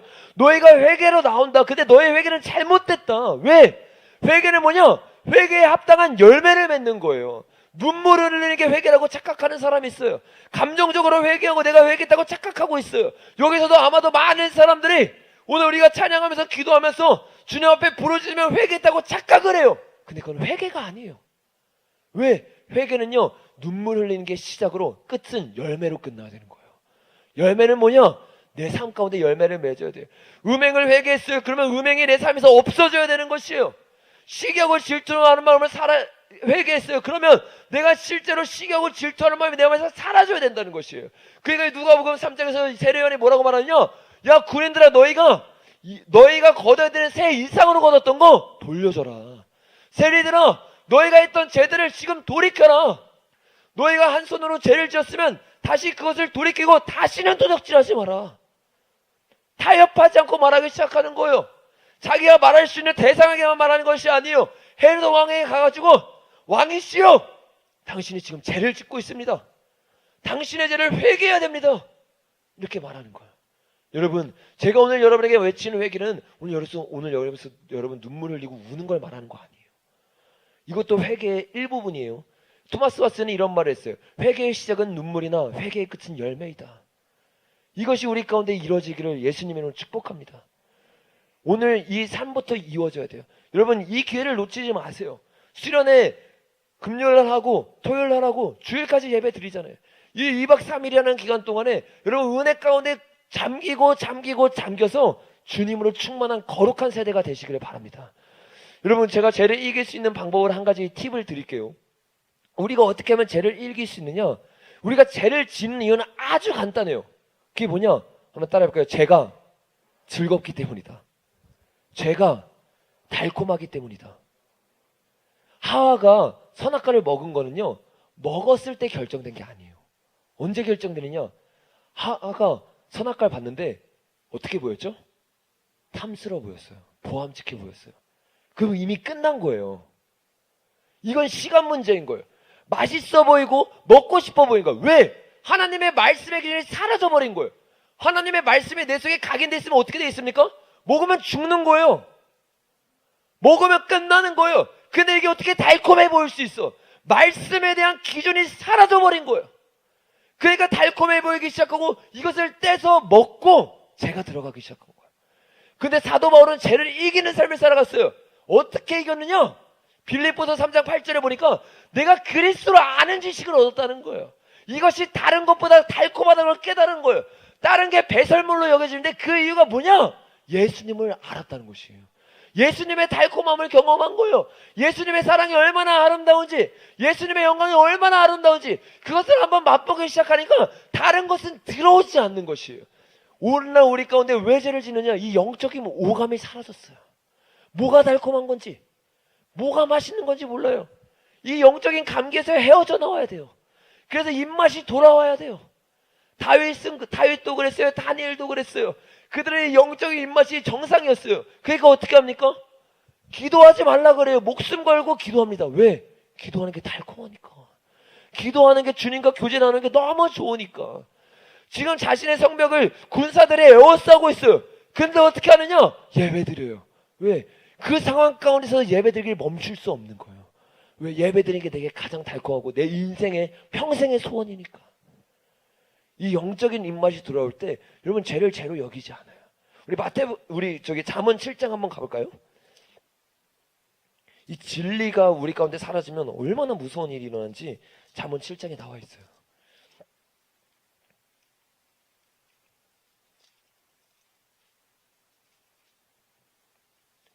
잠언 7장에 보면 우리 성경책에 소제목 있죠, 여러분. 소제목에 뭐라고 적혀 있나요? 음료의 길로 치우치지 말라라고 적혀 있죠.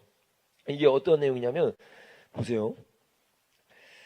이 음녀가 사람들을 꼬시기 시작해요. 어떻게 꼬시냐면 자 16절부터 한번 봐보겠습니다. 16절부터 보니까 여자가 말하는 거예요. 내 침상에는 요와 애굽의 문이 있는 이불을 폈고 몰약과 침향과 계피를 뿌렸노라.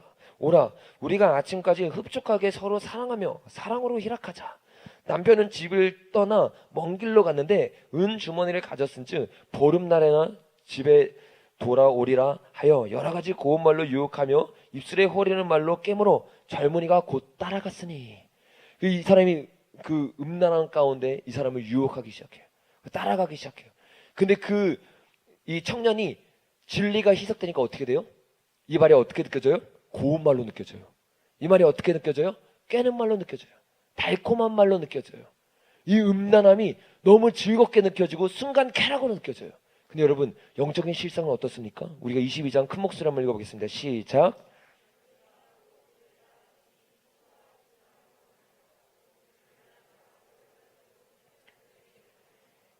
23절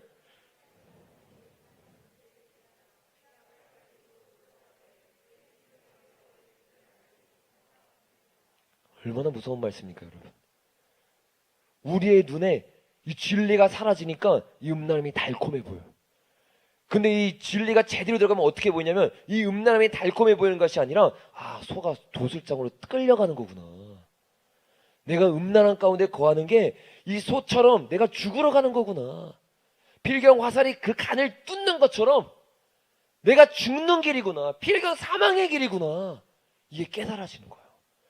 이게 깨달아지기 위해서 어떻게 해야 되냐? 말씀을 가까이 해야 돼요. 24절 보니까 이제 아들들아 내 말을 듣고 내 입의 말에 주의하여 내 마음이 음녀의 길로 치우치지 말며 그 길에 미혹되지 말지어다.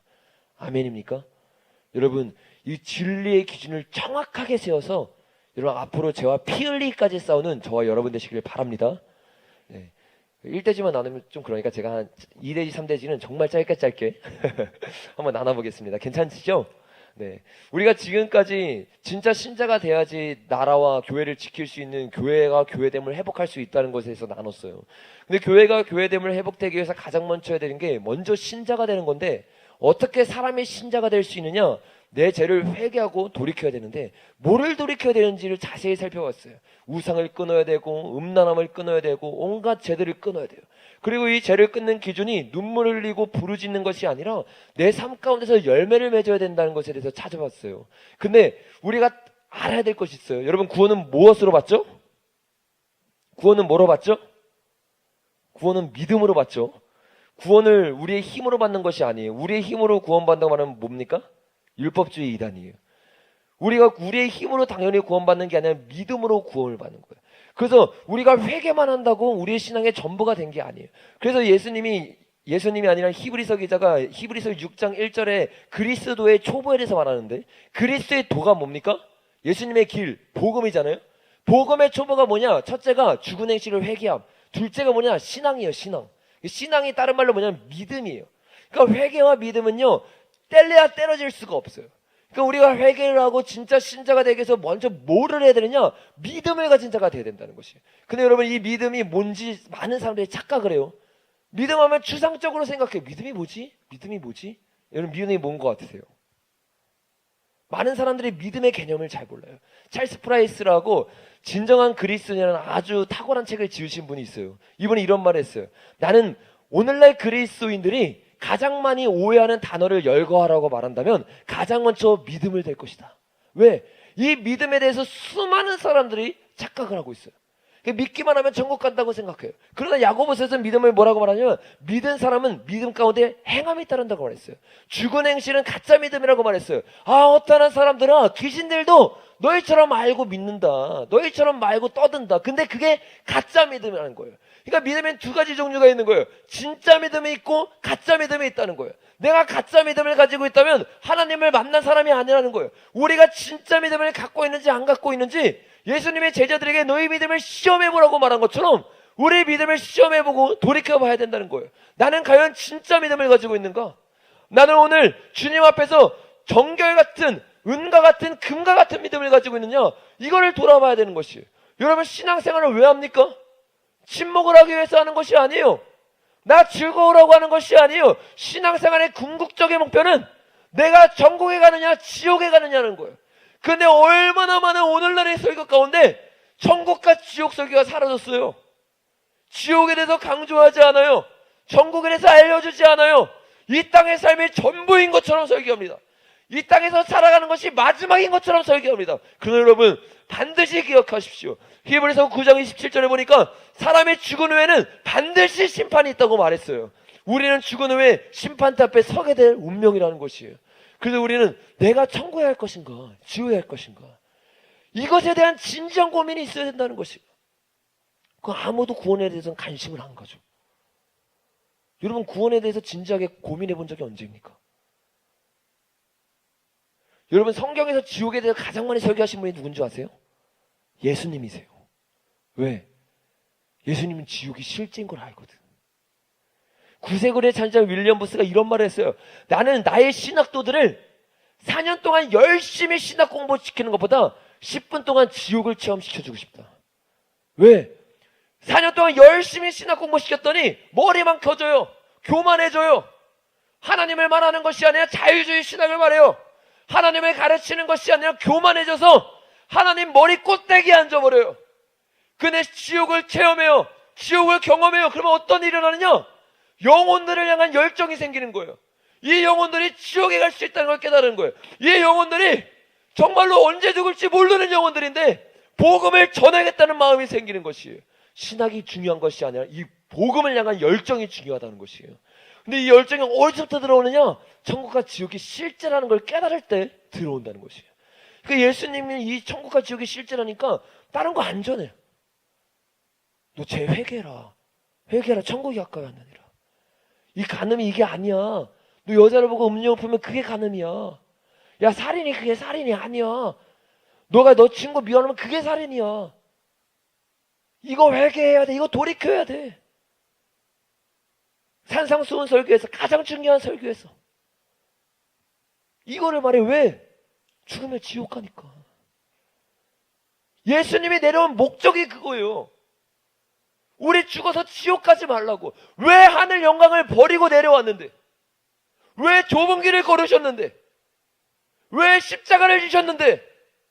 그냥 단순히 여러분 복 주기 위해서가 아니라는 거예요. 천국과 지옥의 실제이고 여러분의 지옥에 떨어진 걸 볼 수가 없는 거예요. 모든 사람이 구원받기를 원하는 거예요. 하나님이 왜 독생자를 보내셨느냐? 여러분의 지옥 가면 안 된다는 거예요. 그런데 많은 사람들이 주님의 마음을 모르는 거예요. 주님의 마음을 안다면 어떻게 한가하게 다른 얘기를 할 수 있습니까? 지금 여러분이 지옥 간다고요. 정신을 차리셔야 된다고요. 나의 신앙의 기준은 어디에 있는가? 다 이 땅에 있어요. 나의 비전, 나의 꿈, 내가 직장 갖는 것, 도대체 누구를 위한 삶인가? 무엇을 위한 삶인가?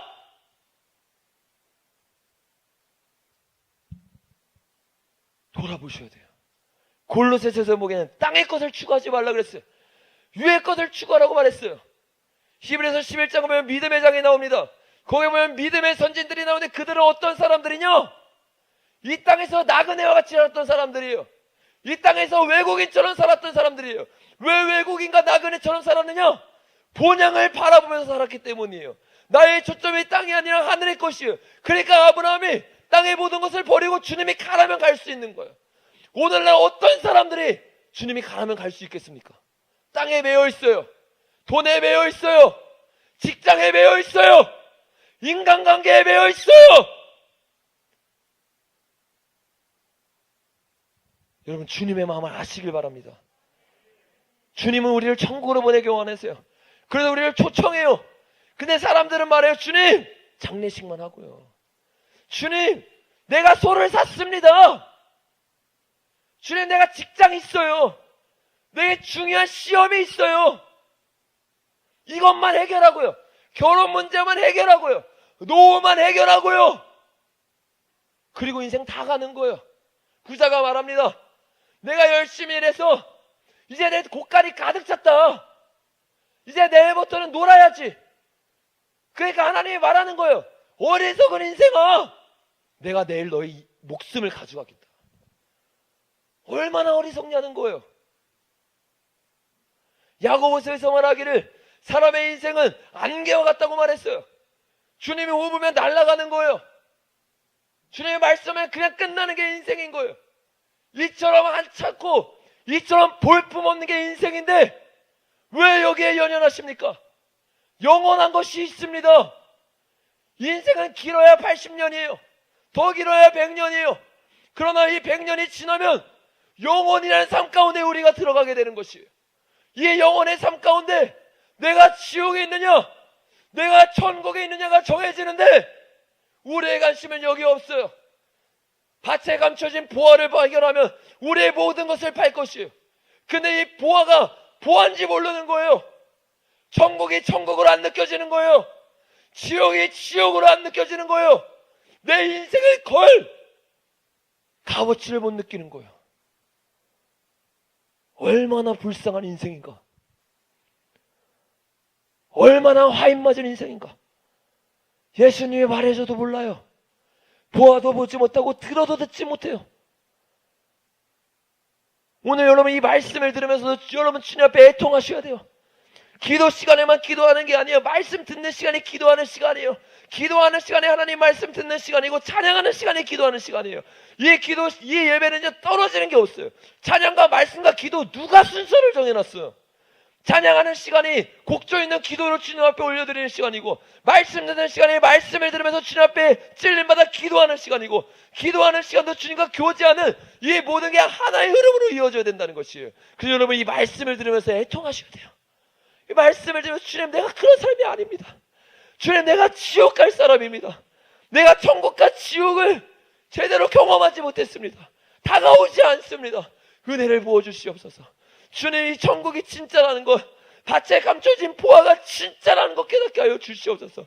이걸 깨닫지 못하면 희망이 없어요. 저 출발부터 잘못된 거예요. 저 단추를 잘못 끼면 다 잘못 끼는 거예요. 지옥이 안 믿어지는데 천국이 안 믿어지는데 어떤 신앙생활을 하겠냐는 거예요. 여러분 천국과 지옥은 실제입니다. 믿음의 삶 가운데 나아가시길 바랍니다. 이 믿음을 살았던 것이 히브리서 11장 아까 말했던 믿음의 사람들이에요. 근데 그들이 어떻게 이런 믿음을 가졌을까? 이 믿음이라고 하면 우리에게 잘 안 다가와요. 이 번역에 약간 조금 오류가 있어요. 근데 구약 성경 때 이 믿음을 어떻게 표현했느냐? 한번 따라볼까요? 믿음은 주님을 의지하는 것이다. 구약 성경에는 믿음이라고 안 나와요. 뭐라고 나오면 주님을 의지하는 것이라고 나와요. 그 믿음은 다른 말로 뭐냐? 어떤 추상적인 걸 믿는 거 이게 아니에요. 믿음은 관계예요. 관계. 어떤 관계? 하나님과 나와의 관계예요. 볼까요? 우리 요한계시록 3장 한번 가보겠습니다. 우리 찬양팀 좀 나와주시면 좋겠어요. 오늘은 여기까지만 나누고 내일 좀 이어서 나누겠습니다.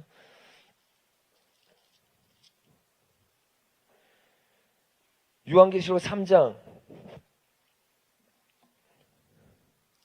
다 피셨나요? 3장 20절 우리 큰 목소리 한번 읽어보겠습니다. 시작.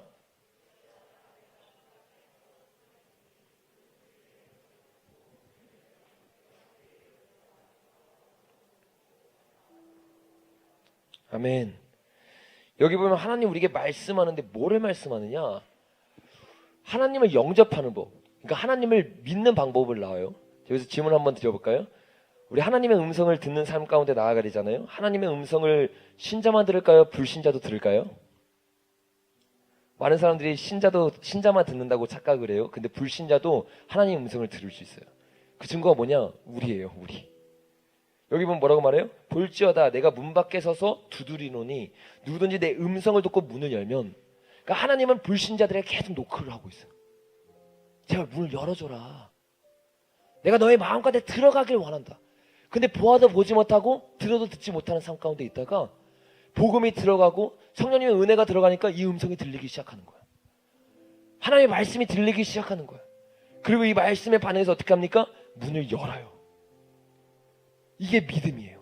내가 그에게로 들어가 그와 더불어 먹고 그는 나와 더불어 먹으리라. 그러니까 믿음은 뭐냐? 그냥 하나님 믿습니다 이게 아니라 하나님을 의지하여서 그 음성을 듣고 문을 열어서 하나님 내 마음 가운데 영접하는 거예요. 근데 이 영접하기 위해서 그래서 믿음과 회개가 떨어질 수 없는 게 여기서 나오는 거예요. 왜? 하나님은 빛이신데 빛이 내 마음 가운데 들어가면 어떤 일이 생겨요? 내 안에 있는 어둠이 사라지는 거예요. 내 안에 있는 어둠이 견딜 수 없는 거예요. 그러니까 사도 바울이 어떻게 돼요? 예수님을 핍박하러 가다가 빛을 딱 만나는 거예요. 그 빛 가운데 깨어지기 시작하는 거예요. 그 빛 가운데서 내가 여태까지 지었던 죄들을 주님 앞에 회개하고 꼬꾸라지고 엎드려지기 시작하는 거예요. 이게 주님의 영광 가운데서 제대로 된 회개로 들어간다는 것이에요. 그럼 여기서 우리에게 중요한 문제가 생겨요. 우리가 회개를 하고 예수님을 내가 문을 열어서 들어와서 예수님과 관계를 맺을 건데 그럼 예수님과 어떠한 관계를 가질 거냐? 이게 복음이라는 거예요. 예수님은 나에게 어떤 분인가? 예수님은 나에게 누구인가? 단순히 친구가 아니에요. 사도들은 이 복음을 한마디로 정의하는데 사도행전 5장 한번 가보겠습니다. 마지막 말씀이에요.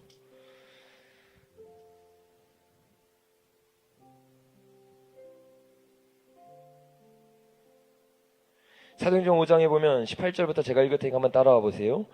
사도들을 잡아다가 옥에 가두었으니, 사도들을 왜 옥에 가뒀냐면 그 앞절에 보면 복음을 전하다가 예수님의 이름이 점점 전파되니까 시기하고 질투해서 사도들을 옥에 가두었어요. 근데 19절에 보니까 놀라운 기적이 일어나는데 주의 사자가 밤에 옥문을 열고 끌어내어 이르되, 주의 사자가 나타나서 옥문을 열어줬어요. 그리고 뭐라고 말하느냐? 가서 성전에 서서 이 생명의 말씀을 다 백성에게 말하라 하며, 이 천사가 와서 뭘 말하냐면, 야 내가 문을 열어줬으니까 너희가 가서 복음을 전하라는 거야. 생명의 말씀을 전하라는 거야. 이거 어떻게 합니까? 이 성령에 충만한 제자들이 목숨을 걸고 나아가서 또 말씀을 전하기 시작해요. 내가 말씀을 전하다 죽을 수 있는데 그럼에도 불구하고 말씀을 전하는데, 이 생명의 말씀이 뭐냐? 27절에 보니까 그들이 누구냐면 바리새인과 서기관들, 대제사장들, 그들이 끌어다가 공회 앞에 세우니 대제사장이 물어 이르되, 우리가 이 이름으로 사람을 가르치지 말라 언금하였으되 너희가 너희 가르침을 예루살렘에 가득하게 하니 이 사람의 피를 우리에게 돌리고자 함이로다.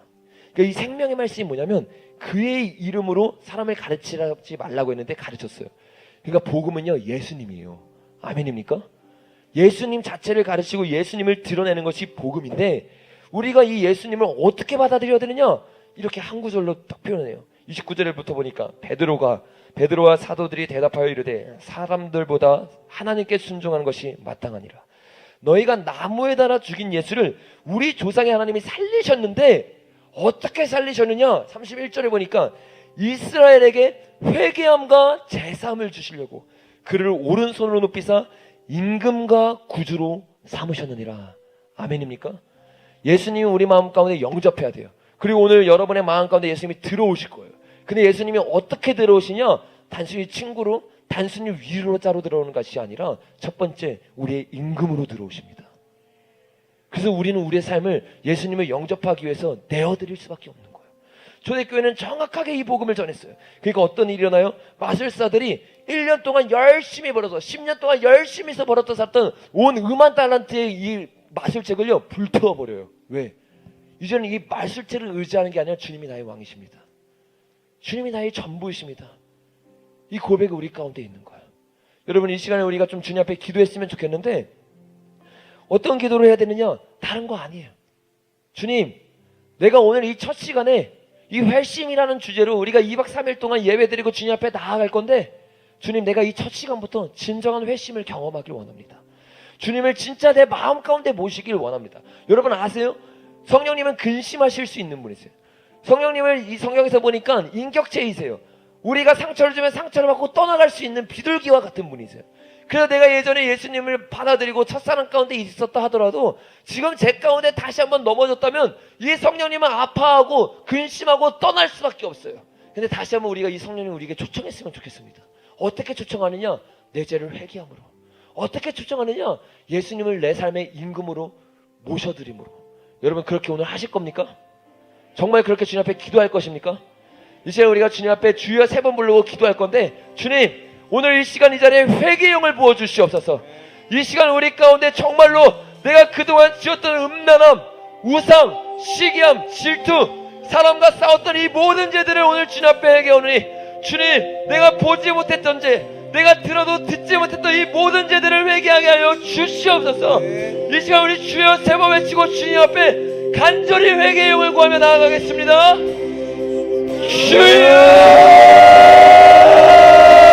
주여! 여러분, 이 시간에 주님이 이 자리에 회개의 영을 부으실 것입니다. 여러분, 우리가 기도할 때요, 그냥 단순히 기도하면 안 돼요. 진짜 마음을 찢어야 돼요. 성경에 보니까 뭐라고 말씀합니까? 너의 마음을 찢으라고 말하고 있어요. 우리의 옷을 찢는 것이 아니라 정말로 우리의 마음을 찢으며 주님 앞에 회개해야 돼요. 여러분, 지금 옆에 있는 사람 바라보면서 부끄러워할 필요 없어요. 옆에 있는 사람 바라보면서 기도할 필요 없어요. 기도는 누구 앞에서 하는 겁니까? 하나님 앞에서 하는 거예요. 그동안 말씀을 들으면서 주님이 찔렸던 이 말씀들을 가지고 여러분 해통하시고 마음을 찢으셔야 돼요. 이제 우리 좀 다 같이 다 앞으로 나왔으면 좋겠어요. 여기 앞으로 나와가지고 좀 같이 기도했으면 좋겠는데, 정말로 주님 앞에 우리의 인생을 듣고 마음을 다해서 좀 기도했으면 좋겠어요. 우리 다 같이 좀 나왔으면 좋겠습니다. 정말로 여호와께 돌아가야 돼요. 정말로 여호와께 우리의 마음을 찢으셔야 돼요. 여러분, 여기 불도 조금 어둡게 해주시면 감사하겠습니다. 그냥 주님 앞에서 무릎 꿇을 사람은 무릎 꿇고 정말 주님 앞에 내 마음을 애통한 사람 애통하면서 나아가셔야 돼요. 그리고 결단하셔야 돼요. 주님, 이제는 이런 삶 살고 싶지 않습니다. 이제는 정말 내 삶 바꾸고 정말 주님 앞에 내 삶 내어드리기를 원합니다. 하나님, 정말로 여호와께 돌아가는 삶 살게 하여 주시옵소서.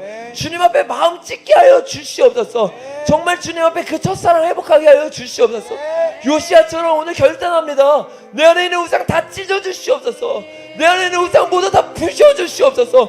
불태워 주시옵소서. 깨뜨려 주시옵소서. 이 시간 우리가 이런 기도 제목 붙잡고 아무도 바라보지 말고 주여 크게 세 번 외치고 간절히 부르짖겠습니다.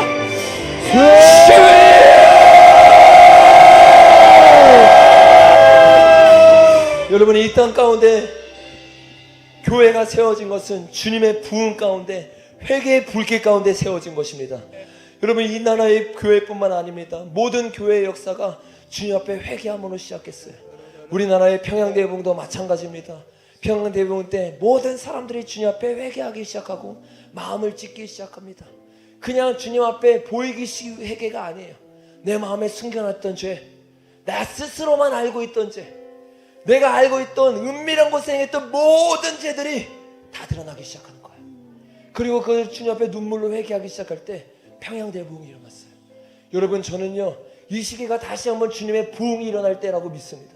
근데 이 주님의 부흥은요, 단순히 교회가 큰 걸로, 돈으로, 단순히 찬양으로, 단순히 말씀으로 일어나는 것이 아니에요. 주님의 영광 가운데 회개의 역사가 일어날 때 그 부흥이 일어날 수 있습니다. 그래서 이 시간에 우리가 정말 주님, 평양대봉 때 일어났던 그 주님의 부흥 다시 한번 일으켜 주시옵소서. 이 자리에서 우리가 가지고 있던 모든 은밀한 죄 회개하게 하여 주시옵소서. 여러분, 여러분이 알고 있는 죄 있잖아요. 그 주님 앞에 오늘 회개하시길 바랍니다. 여러분이 한국말로 기도 안 해도 돼요. 주님을 불러도 되고 눈물로 애통해도 되고, 내가 이런 죄를 지었습니다. 설령 정말로 너무나 큰 죄여서 좌절하고 낙심하더라도 여러분이 회개하고 주님 앞에 나아가잖아요. 주님이 그 죄를 용서해 주십니다. 그리고 주님 오늘 우리 부르고 계신 거예요.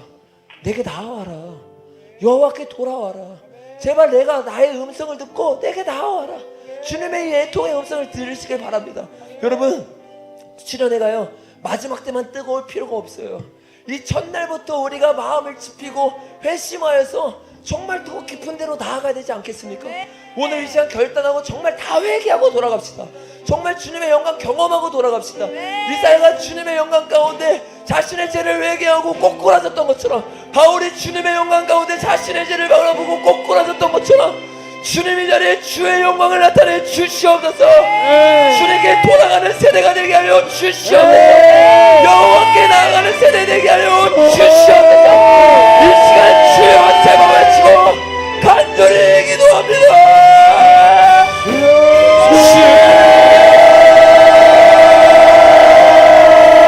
시간이 많이 갔지만 우리 마지막으로 한 번만 더 기도하고 좀 예배를 마쳤으면 좋겠습니다. 우리가 여호와께 돌아가자 이 찬양을 하면서 주님 앞에 기도하고 눈물 흘리면서 나아갔어요. 정말 여러분이 아는 것처럼 이 여호와께 돌아가자는 호세아 6장 3절에 나오는 말씀을 통해서 지어진 찬양입니다. 여기 보면 이렇게 말해요. 오라 우리가 여호와께 돌아가자. 여호와께서 우리를 찢으셨으나 도로 낫게 하실 것이요 우리를 치셨으나 싸매어 주실 것입니다. 여호와께서 이틀 후에 우리를 살리시며 셋째 날에 우리를 일으키시리니 우리가 그 앞에 살리라. 그러므로 우리가 여호와를 알자. 힘써 여호와를 알자. 그의 나타나심은 새벽빛과 같이 어김이 없나니 비와 같이 땅을 적시는 늦은 비와 같이 우리에게 임하시리라. 아멘입니까? 네, 여러분, 이 좋은 말씀, 좋은 찬양이 충격적인 게 뭔지 아세요? 이 소제목이 보면 이렇게 적혀 있어요. 백성들의 불성실한 회개. 이 소제목뿐만 아니라 우리가 이 문맥을 보다 보면 이 백성들의 회개가 가짜 회개였다는 것을 알게 됩니다.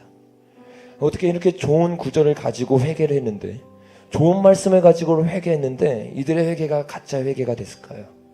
그 이유는 아주 간단해요. 4절부터 그 이유가 나오는데 이렇게 말해요. 에브라임아, 내가 내게 어떻게 하랴? 유다야, 내가 내게 어떻게 하랴? 너의 인애가 아침 구름이나 시 없이 없어지는 이슬 같도다. 여러분, 이게 무슨 말입니까? 3절에 보니까 주님의 얼굴을, 주님의 빛을 뭐라고 표현하냐면 새벽빛과 같이 어김이 없이 온다 그래요. 그러니까 주님은요, 너무 신실한 분이세요. 우리가 나아가게만 하면 새벽빛이 날마다 임하는 것처럼 주님은 우리에게 날마다 임하시고 사랑을 주시는 분이세요. 근데 우리 인간은 어떤 줄 아세요? 똑같이 새벽이야. 근데 우리는 어떠냐면 새벽빛이 아니라 시 없이 사라지는 이슬 같아요. 무슨 말이냐면 주님 앞에 예배 드릴 때 눈물을 흘려요. 오늘 이 자리에 나와서 다 같이 예배하자고 기도하자 할 때는 회개하고 눈물 흘리고 결단을 해요. 근데 시 없이 사라지는 이슬처럼 오늘 집에 돌아가면 또 까먹고 죄를 짓는다는 거예요.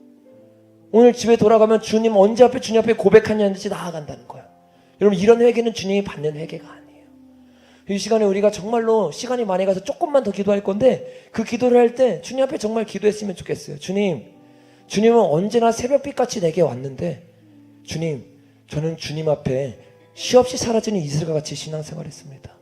앞으로 그런 신앙생활 하지 않겠습니다. 이번 2박 3일 동안 정말 주님 놓치지 않겠습니다.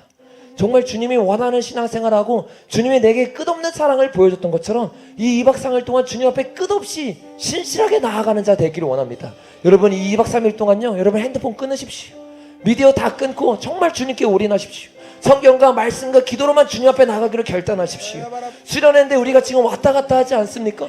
이 왔다 갔다 하면서 세상의 흐름 가운데 뺏기면 안 돼요. 그러면 깊이 들어갈 수 없어요. 그러면 더 나아갈 수 없어요. 이 시간을 통해서 우리는 더 깊이 나아가야 됩니다. 그래서 이 시간 결단하고, 주님, 내가 여기서만 울고 끝나는 것이 아니라 이 2박 3일을 지나서 내 평생에 주님, 나의 인생을 드려 새벽빛과 같이 신실한 주님께 보답하는 자들 되게 하여 주시옵소서. 이 시간 마지막으로 주의 세번 외치고 간절히 기도합니다.